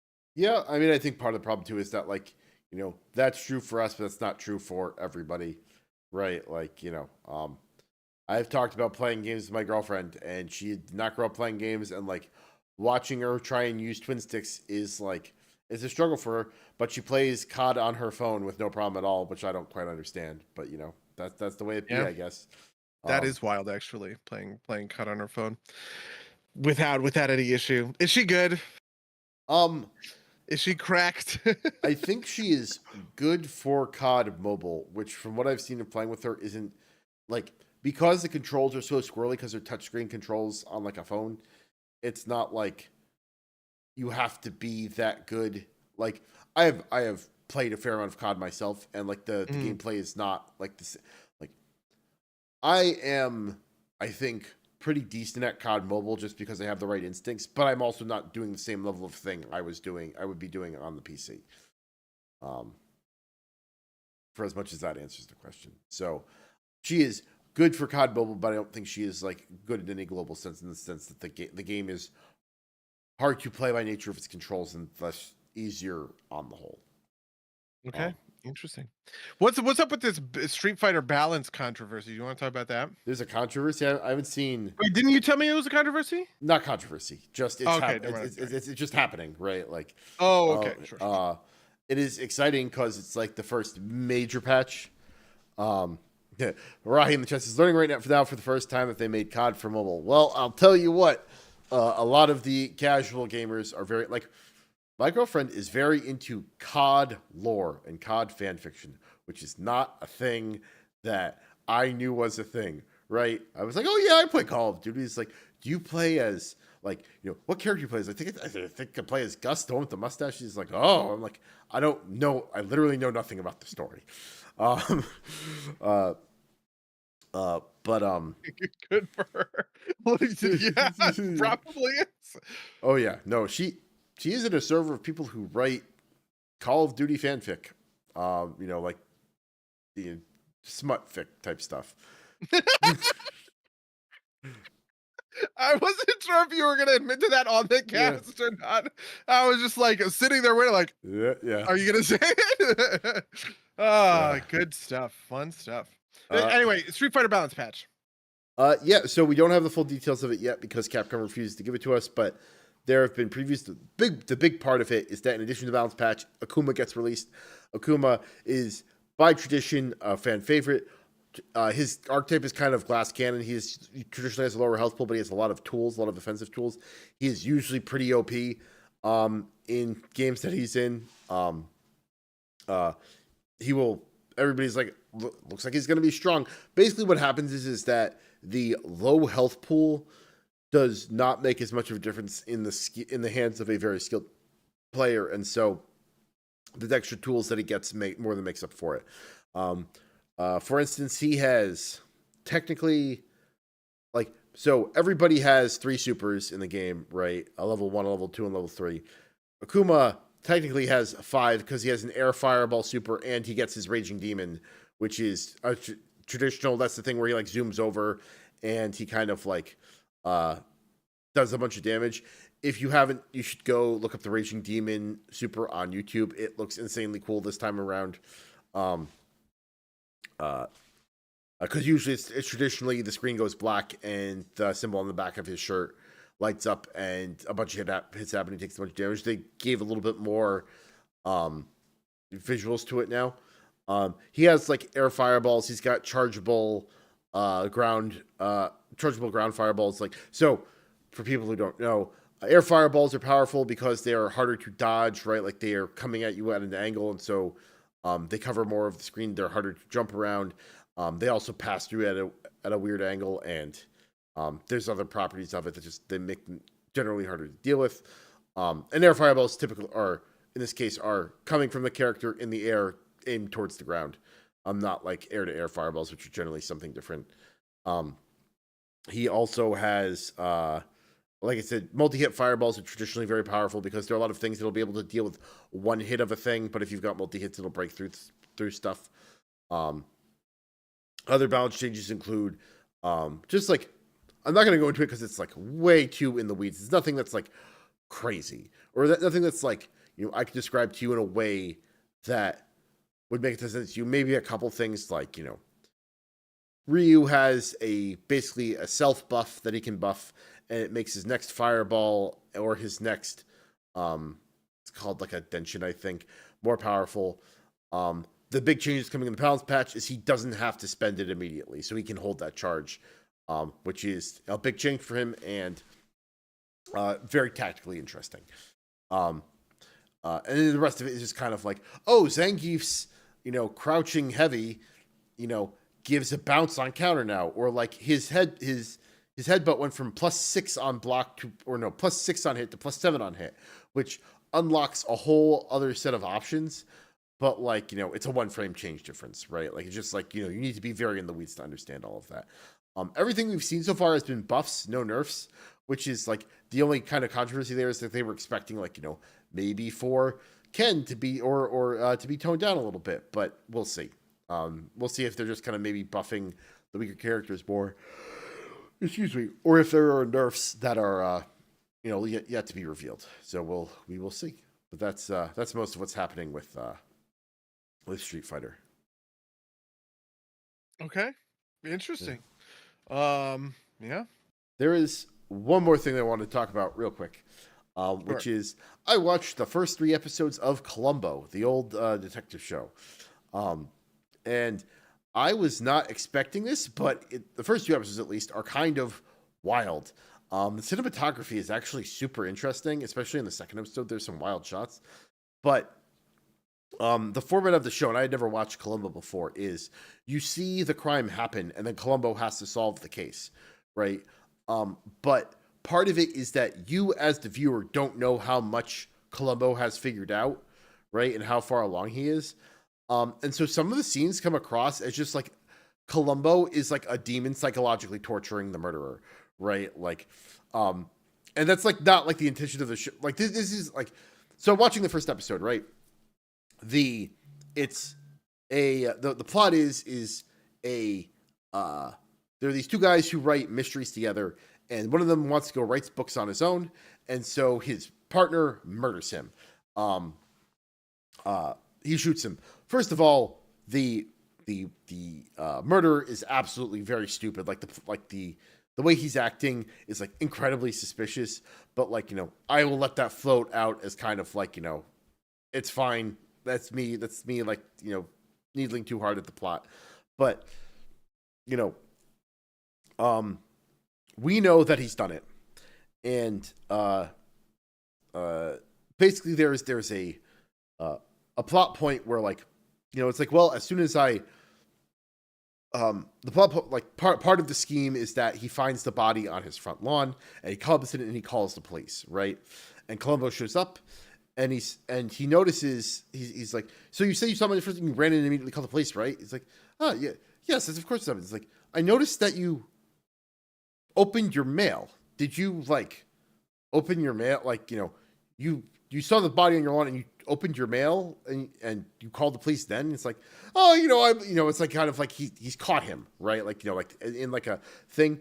We don't know how much Columbo knows. So the way it kind of comes across is like Columbo knows that he's guilty and it's just kind of like needling him. And that's not the intention, but it just feels very weird. It's like, Well, like, isn't that the whole, like Columbo's whole thing is to be like, oh, well, just one more thing. yeah. And lay out or whatever, or like, yes, something's been bothering me, and then lay out the like. That is the whole thing, and his character's kind of like a bumbling idiot. Like that's like what he outwardly appears to be. But like if he knew the whole thing ahead of time, he would just like have his case and go arrest the guy, right? But because he doesn't, he has to keep doing his detective work. But because we're a kind of an omniscient view, or no, we're not omniscient. We have like a villain side camera, right? We don't know what Columbo has figured out yet. So some of it, like, if you wanted to make a show about a detective who knows that the guy who committed the crime is guilty, but is more interested in psychologically torturing them than actually like arresting him, putting them through torture before you arrest them, you could build that show on top of Columbo, is what I'm saying. This is like I'm probably not getting this across super clearly, but because the guy did it, and like Columbo is slowly figuring things out, it kind of sometimes feels like Columbo is like, holding back information. And because he does hold back information in order to kind of like understand what's happening, you feel like maybe he's doing it on purpose to torture the murderer, which is just kind of like, it's kind of weird. It's a weird experience is what I'll say. Yeah. So to be clear, this is also Columbo from the 70s, right? Yes. Like yes, this yeah. is like, wow. Yes. Yeah. I'm not saying they're doing that on purpose, right? Like that is clearly not the intention of the show. It's just a thing that occurred to me. But like I said, there's some weird, like in the second episode, basically a guy gets angry and slaps this woman and she hits her head on a table. But like the way it's shot is like, like they get into an argument and then the sound cuts out and he hits her and she falls. And then it just like shows like a picture frame shattering. Right. And then it zooms in on his glasses and it shows him like cleaning up the body and burying it in the reflection in his glasses. I'm like, this is some wild shit for like, a serial, right? Like, in the 70s. I just thought it was very cool looking. And I was surprised by it, surprised by level of artistry on display there. Okay. Well, fair enough. That's super interesting. Yeah. I have also been watching old shows. I don't know what I've been doing. I don't know what I've been doing with what I've been watching. I watched all of the Planet of the Apes movies because I'm thinking about seeing Kingdom of the Planet of the Apes, which is out in theaters. People say it's very good. I famously loved Dawn of the Planet of the Apes. It was maybe my favorite movie of like 2014. It is, and then War of the Planet of the Apes was pretty good. But yeah, Kingdom is the newest one. I thought they were done with these Planet of the Apes movies, to be honest with you. But here we are, 2024, Kingdom of the Planet of the Apes, featuring Caesar, who we all thought died in the last one, but maybe it's after it is, it's his son or something like that. Who knows? So I'm interested. What's up? Question for you is, yes, Did they remake the 1968 version, or is it like a soft reboot from there? Do you not know this story? Okay, okay. So Planet of the Apes comes out, right? Charlton Heston, you did it. You blew it. You blew it up. Get your hands off me, you damn dirty ape, Apes, right? All yeah. that. Dr. Zaius, right? A Like, bazillion not bad. Actually, some of these are pretty good. Like sequels come out. City of the Planet of the Apes, Battle of the Planet of the Apes, all these different ones, right? Then in 2001, Mark Wahlberg stars in a remake of the 1968 version, directed by Tim Burton. Okay, huge movie at the time. I actually think it's one of the it's probably like got insane box office from that year or something like that. But it's just like famously a dog shit. Yeah, 362. What is the 2001 box office? I just really want to know what like the domestic box office for 2001 includes, because I bet it's in the top 10. Yeah, look at this. Planet of the Apes, number 8. You have a bunch of movies you've seen. Harry Potter, Shrek, Monsters Inc., timeless classic. Shrek, Rush Hour 2, The Mummy Returns, Pearl Harbor, even though that was like a like flop, number 6, Jurassic Park 3, and then there it is, Planet of the Apes. You know what's funny? Lord of the Rings, The Fellowship of the Ring, this is wild to see. Actually, this top 10 is 10th on the list. Planet of the Apes made more money than Lord of the Rings, The Fellowship of the Ring. But it was so bad that basically just nobody remembers it. It just fell out of the pop culture consciousness immediately, right? So in 2011, 2012, a new Planet of the Apes movie comes out called Rise of the Planet of the Apes, and the conceit here is, in Planet of the Apes lore, the first ape is a chimpanzee called Caesar, right? Who like established sort of like the ape kingdom or whatever. And this is going to be Caesar's rise to, like whatever, right? Caesar is played by Andy Serkis doing Gollum, motion yeah. capture stuff, opposite James Franco, with a couple of other, Brian Cox is in this movie. The guy who played Malfoy and Harry Potter's in this movie, couple other stuff, right? And this is the movie about an Alzheimer's curing virus that kills humans and makes apes smart, basically. And Caesar is like the ground zero of this. He's like the test subject for this, right? Then we get Dawn of the Planet of the Apes, one of the best movies. Matt Reeves, the guy who did the Batman in 2022, does this movie, and he absolutely killed it. Dawn of the Planet of the Apes is, there's a human colony in San Francisco who, they're running out of power and they're trying to activate a hydroelectric dam. But the hydroelectric dam is located in territory belonging to the apes, who have just been living in essentially the redwood of Northern California sort of peacefully all this time, right? Caesar has a lieutenant named Koba, who is an ape from Rise of the Planet of the Apes, who thinks working with the humans is a mistake, and it's a very Shakespearean story about Caesar's responsibility as a leader. Can he make peace with the humans, and Koba and all this other stuff sort of happens. I'm trying to keep this spoiler free, but like Koba's the bad guy. Okay, Koba's Sure. Caesar's chief lieutenant, who he What? The deeply guy who loves. dislikes the humans is wrong? Yeah, exactly. Right. Yeah. And then War for the Planet of the Apes is at the end of Dawn, a military outfit is contacted and they get, drawn to this like conflict or whatever. In War for the Planet of the Apes is actually not even it's actually basically a prison break movie. The humans and apes have been at war and fighting, and the human colonel kills Caesar's son. So Caesar says, "You know what? I'm done with this. We're leaving." Right? He tells his apes to go on an exodus, west into whatever, and he goes on a one-man mission of vengeance with his core buds, which include a gorilla and an orangutan, all this stuff. They're all fucking apes at this, but but then he eventually gets captured, and he realizes that that his ape exodus they also get captured, and they start to get used by slave labor by this human colonel. But War for the Planet of the Apes includes the evolution of the simian flu, this like this virus that prevents humans from talking, because humans in the original Planet of the Apes movie can't talk. right? Charlton Heston can talk, but nobody else can talk, right? No other humans are like capable of talking, basically.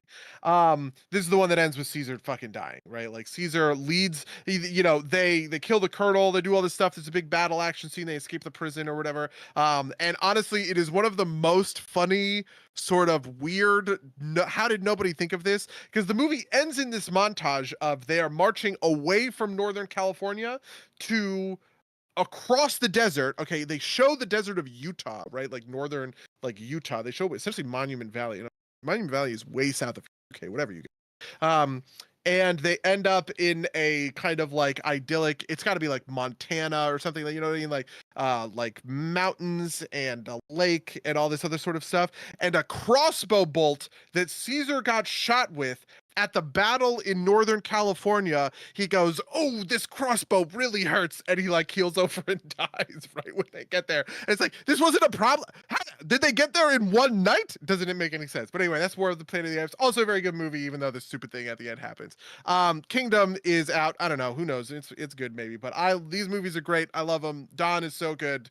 Probably one of my favorite movies of like all of the 2010s, to be honest with you.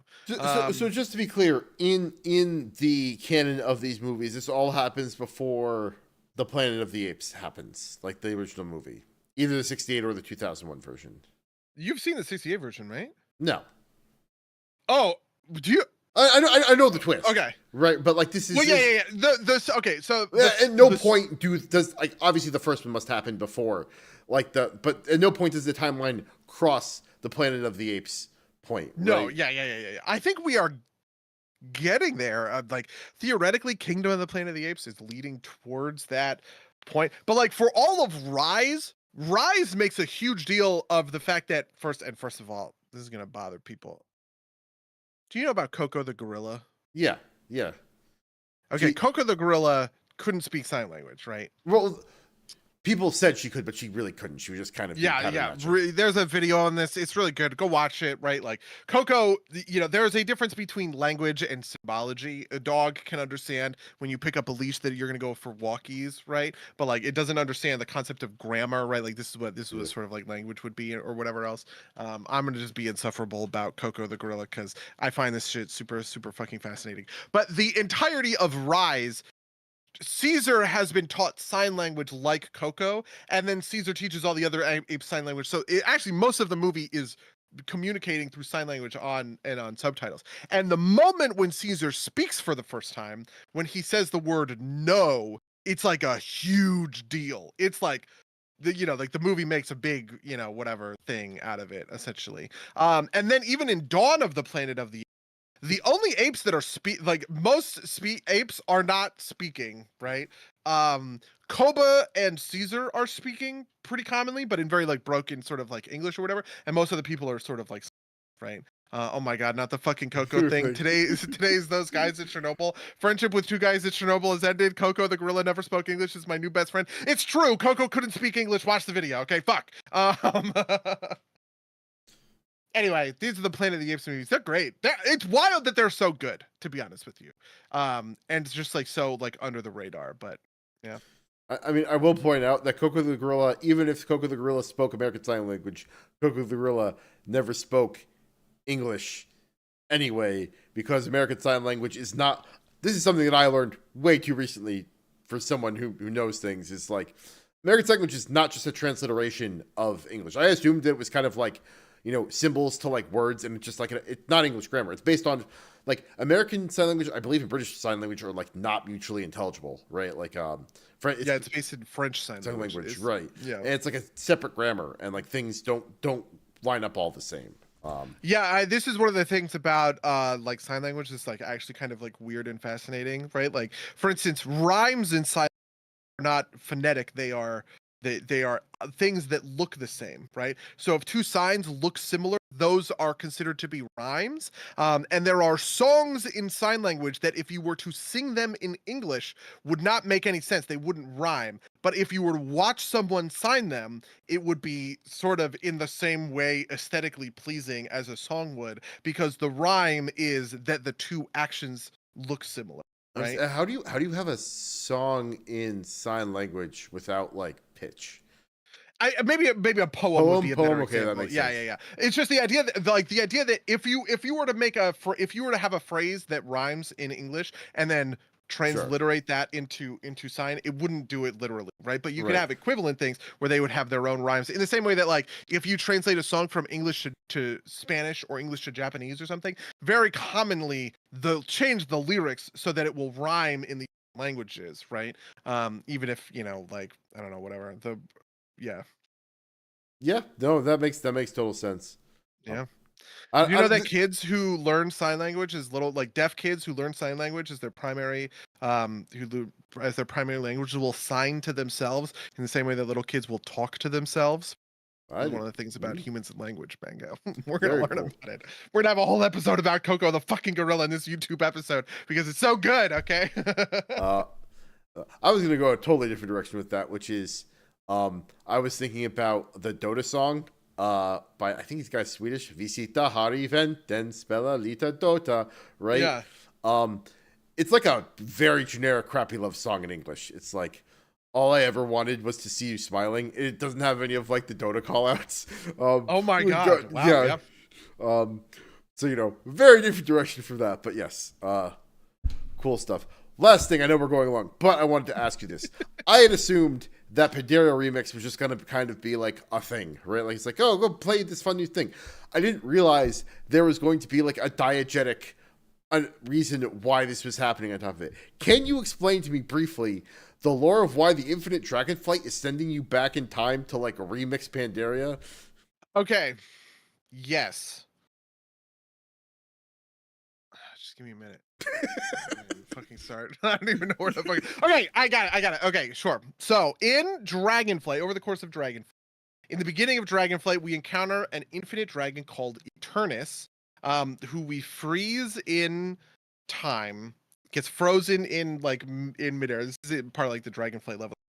That plot thread gets picked up later down the line because the infinite Dragonflight has struck a deal with Primal Incarnate Iridicron to help bring Iridicron back in time to Galakrond's fall so that they can also induce Nosdormu to become Murozond. This is actually a really bad, dumb plot point, and I can explain why it's bad and dumb in qualitative terms, but I'm just gonna Go for it. I want to hear this. Tell me why it's bad and dumb. Okay, the reason it's bad is because Nosdormu doesn't change into a Murozond for any real reason. This has been a mystery in WoW lore for the longest time, and it's the most frustrating thing. Okay, we knew that the Infinite Dragonflight was a thing. In Cataclysm, we learn that the Infinite Dragonflight is led by Murozond, the dark aspect of Nosdormu. Nosdormu is the aspect of Bronze Time. He eventually becomes the infinite aspect Murozond, where he becomes evil. And we kill him in the end time scenario, right, where Nosdormu brings us to the future where Murozond is, and he helps us kill himself, right, in the future, in order to put an end to the Infinite Dragonflight's like bullshit, basically, right? But it has been this mystery of what is the thing that changes Nosdormu into Murozond for the longest time, right? Yeah, I always assumed knowledge that he. I always assumed it was like kind of like live long enough to become the villain type of thing, right? Like, right. But like we know what happened that made Harvey Dent change from right. Yeah. It's like something happened, right? Something has got to break this guy's brain where he no longer goes from protecting the Time Ways to assaulting the Time Ways, right? And the Dawn of the Infinite storyline, right, is the place to answer that question, and they fucking don't. It happens off screen, and it's so fucking frustrating. So basically, the Infinite Dragonflight carry Iridicron back in time. Iridicron creates this artifact called the Dark Heart. We don't need to worry about all other sort of stuff, right?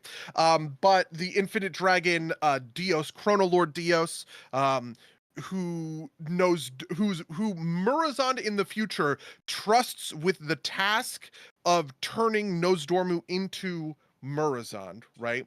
Chronolord Dios is trying to do that, and we eventually stop him in the Dawn of the Infinite sort of like plotline, right? We kill Chronolord Dios. We preserve Nosdormu for now, but he will eventually have to become Murozond. It has to happen, right? But we never see the moment. I would say Chromie doesn't believe it doesn't have to happen, right? Like like that's like her whole thing. It's like, I don't think this is predestined to happen, right? Yeah, And like, okay, yeah, sure. yeah, and True. I think Fair. the game Yeah. wants you to believe Chromie at some level, but that's a story for another day. Yeah. Anyway, this is probably So then we get out of the Dawn of the Infinite Dungeon. We have put a stop to the Infinite Dragonflight. We have beaten the sort of leader of the Infinite Dragonflight, and it's in disarray. And there's this character of Eternus who is just kind of hanging out. What are we gonna do with Eternus? Well, Nosdormu tries talking to we start talking to Eternus, right? And we find out that Eternus is an infinite dragon who became an infinite dragon because her sister, who was another bronze, she was a bronze dragon, her sister was a bronze dragon, was killed during Deathwing's for like going crazy, like first thing of kind of like going nuts. She wanted to, her sister dies in this. She wanted to save her sister's life, and um the time she police wanted to stopped save her. her sister's life. Yeah, and Nozorma was basically like, no, you're not allowed to. Right? I do remember this scenario, but yes, we should say for the audience, right? Like, and basically the resolution of that, if I remember correctly, is that he lets her go and try and do it a bunch of times. But it turns out she was sacrificing herself to save some eggs, right? Like that is correct, right? Like she was protecting. Yeah. No, in the chat, Nozormu, listen, you can't just kill Hitler. True, right? Like Yeah. the reality is that like Eternus' sister was like sacrificing herself for a better cause, right? We've also learned that like the nature of time is such that there is something called the true timeline. There are a number of different timelines, right? But that the Titans instituted the bronze dragonflight to preserve the true timeline, and the question is, well, kind of like why, what makes the true timeline the one that we are ostensibly preserving instead of assaulting, right? So anyway, so Eternus basically understands Nosdormu and is like willing to kind of like make some peace with Nosdormu, and ends up kind of like putting to bed, putting to rest the Infinite Dragonflight's kind of like hatred of the bronze dragonflight. And the core conceit for Missy Pandaria Remix is that Eternus has sort of like opened up this pocket where she's trying to understand aspects of Azeroth's history, and so is allowing us, the players, to experience Missa Pandaria as it happened, because she wants to get a better understanding of why the true timeline, the timeline that it is. And so that's it. That's the lore. Okay. That's the diegesis of it. That makes some amount of sense. I think I've got more questions about, like, Eternus was a bronze dragon, right? Mm. And so this every infinite dragon was a bronze dragon who got and so like if they get mad enough, they just like turn like that blacky white milky color and become an infinite dragon. Yeah, I mean, Eternus changing is the best we have of it, and this is why it's so frustrating. Storm, right? What I want is I want Nosdormu to learn some piece of knowledge that is so earth-shattering that it makes him change, right? Essentially, the worst version of this is Nosdormu gets hit by the infinite dragonflight beam and turns into Murazan. Right? That's the worst version of Nosdormu turning into Murazan, and that's kind of what it's implied by all this. Again, it all happens off screen, right? In the Dawn of the Infinite Dungeon, there's a path, right? You can either go stop Eredicron from draining Galakron's corpse, creating the Dark Heart, or you can go stop Chronolord Dios from changing Murazan or Nosdormu into Murazan, right? In the first half of the dungeon, you stop Eredicron, but then at the end of it, Murazan comes up and Chromie is like, wait, no, we have to do this again. And then she skips back in time. And the second half of the dungeon is repeating that same decision point, right? But instead going to help Murazan and kill Chronolord Dios, rather than, and let Eridicron make the Dark Heart, rather than stop Eridicron and, let Murazan kind of get sacrificed. Right.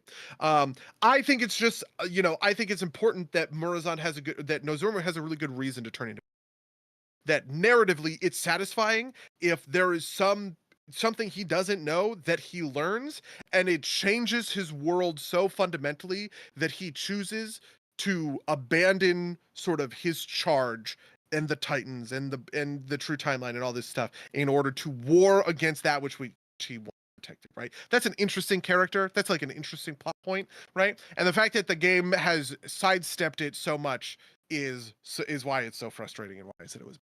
Yeah, I mean, but you know the resolution is not going to happen, right? Like that is the game is screaming at us that it doesn't have to happen, right? Chromie I is mean, like sure.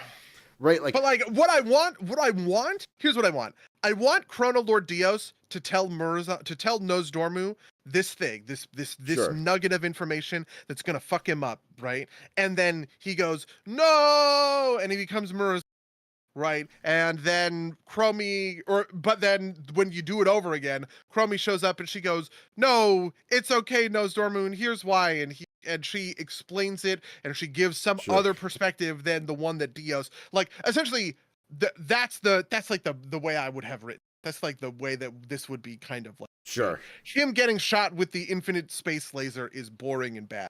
That's all I'm saying. Right, but he hasn't been shot with the infinite space laser yet, right? Yeah, he does get shot with the infinite space laser in Dawn of the Infinite. Okay. He just gets shot off screen, right? Okay. Or maybe Chrono Lord Diaz actually says something. Who knows? We don't know. It's off screen. It's so frustrating. I hate this so much. This has been a mystery in WoW lore since, like, honestly, like, since Burning fucking Crusade, which introduced the Infinite Dragonflight in the first place, right? And then in Cataclysm, it was nuts to learn that Nosdormu is Murozond, right? That like that the person who creates the Infinite Dragonflight and has been warring against the Bronze Dragonflight is himself in the future, right? So that was the other question I was going to ask. So Murozond goes back in time and creates the rest of Infinite Dragonflight because, like, in the timeline, right, Eternus would become if time was running straight forward only, right, then Eternus would become infinite before Nosdormu, because Nosdormu. Oh, right. Yes. Yeah. But like presumably, Murozond. Presumably, at some point, Nosdormu becomes Murozond, and then he goes back and actually starts the whole thing off. Right? He found Infinite Dragonflight in the future of us, but goes back in time and keeps it. Starts it. Yeah, because like obviously the core conceit of the Infinite Dragonflight is they don't respect the sanctity of the time waves. Right. Zip through them or whatever. So yeah, I always just assumed that he's doing like interdimensional recruiting. Right. Finding these, finding all of these dragons. So the interesting part of this is that, like, Eternus, who we have made peace with, and is, more or less a good guy, does not revert to being a bronze dragon. Correct. That's true. But we don't know the detail. Do we see Eternus turn infinite? Like, we don't actually know the mechanism by which that happens, do we? No. Okay. Yeah, WoW lore. And this is like the section of WoW lore. I hate this shit, to be honest with you. It's too high concept. Like, I can't get into any of it. I could get on board with this like Murzon shit if, like, I don't know, it worked in the way that I kind of like described, but like to me it's like I can't connect to the emotions of any stuff. I actually sort of feel like we'll talk about this when we do like a Dragonflight kind of up. But like I kind of feel like a lot of the story of Dragonflight has been kind of a wash for me. There just like isn't a lot that I can grip emotionally and relate, right? Just because I don't know. Yeah. Hot take. Okay. that I could connect to the story of something like Shadowlands or BFA. More can connect. Yeah, I think I'm on board with most of that. I also think that, like, it is hard to tell a time travel story, and I don't think it's often been done well. I think the best time travel stories are the ones that use branching timelines, because that lets you sidestep most of the bullshit, right? Like, that's why I think Back to the Future works, is because you don't actually have a true timeline, right? You just kind of have whatever the timeline is at whatever point, from whatever perspective we're following, right? And you don't care too much about the rest of it, right? Like, I thought, what's the one that everybody like creams their pants over? Looper? I don't think is Looper the one with Joseph Gordon-Levitt? Mm-hmm. Yeah, Bruce Willis. Gordon-Levitt. I'm thinking of the Primer. That's the one. Everybody is Primer, like, okay. Primer is so good. And I'm like, I watched it and I was like, this is just like hard to explain. It's not actually like particularly good.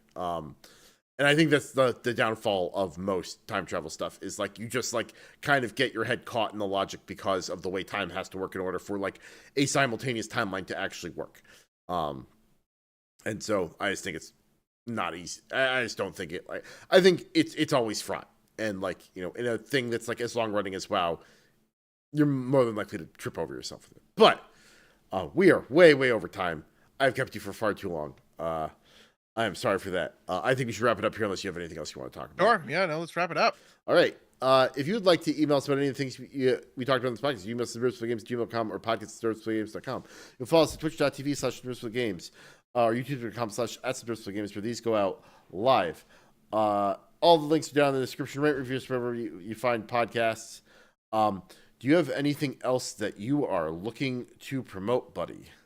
We did announce 4 new titles for Akupara, 4 new Akupara games. Cabernet Nanomon, Welcome to Elk, and Yinglet. So yeah, that's it. That's my only news. Play Crit Master, I guess. And I will say, this is episode 396. We are closing in on big old 400. True. We will make a push for like real questions to do like an AMA on. For the 100 episode, we went for like 5 hours, which I don't know if either of us are like capable of doing anymore.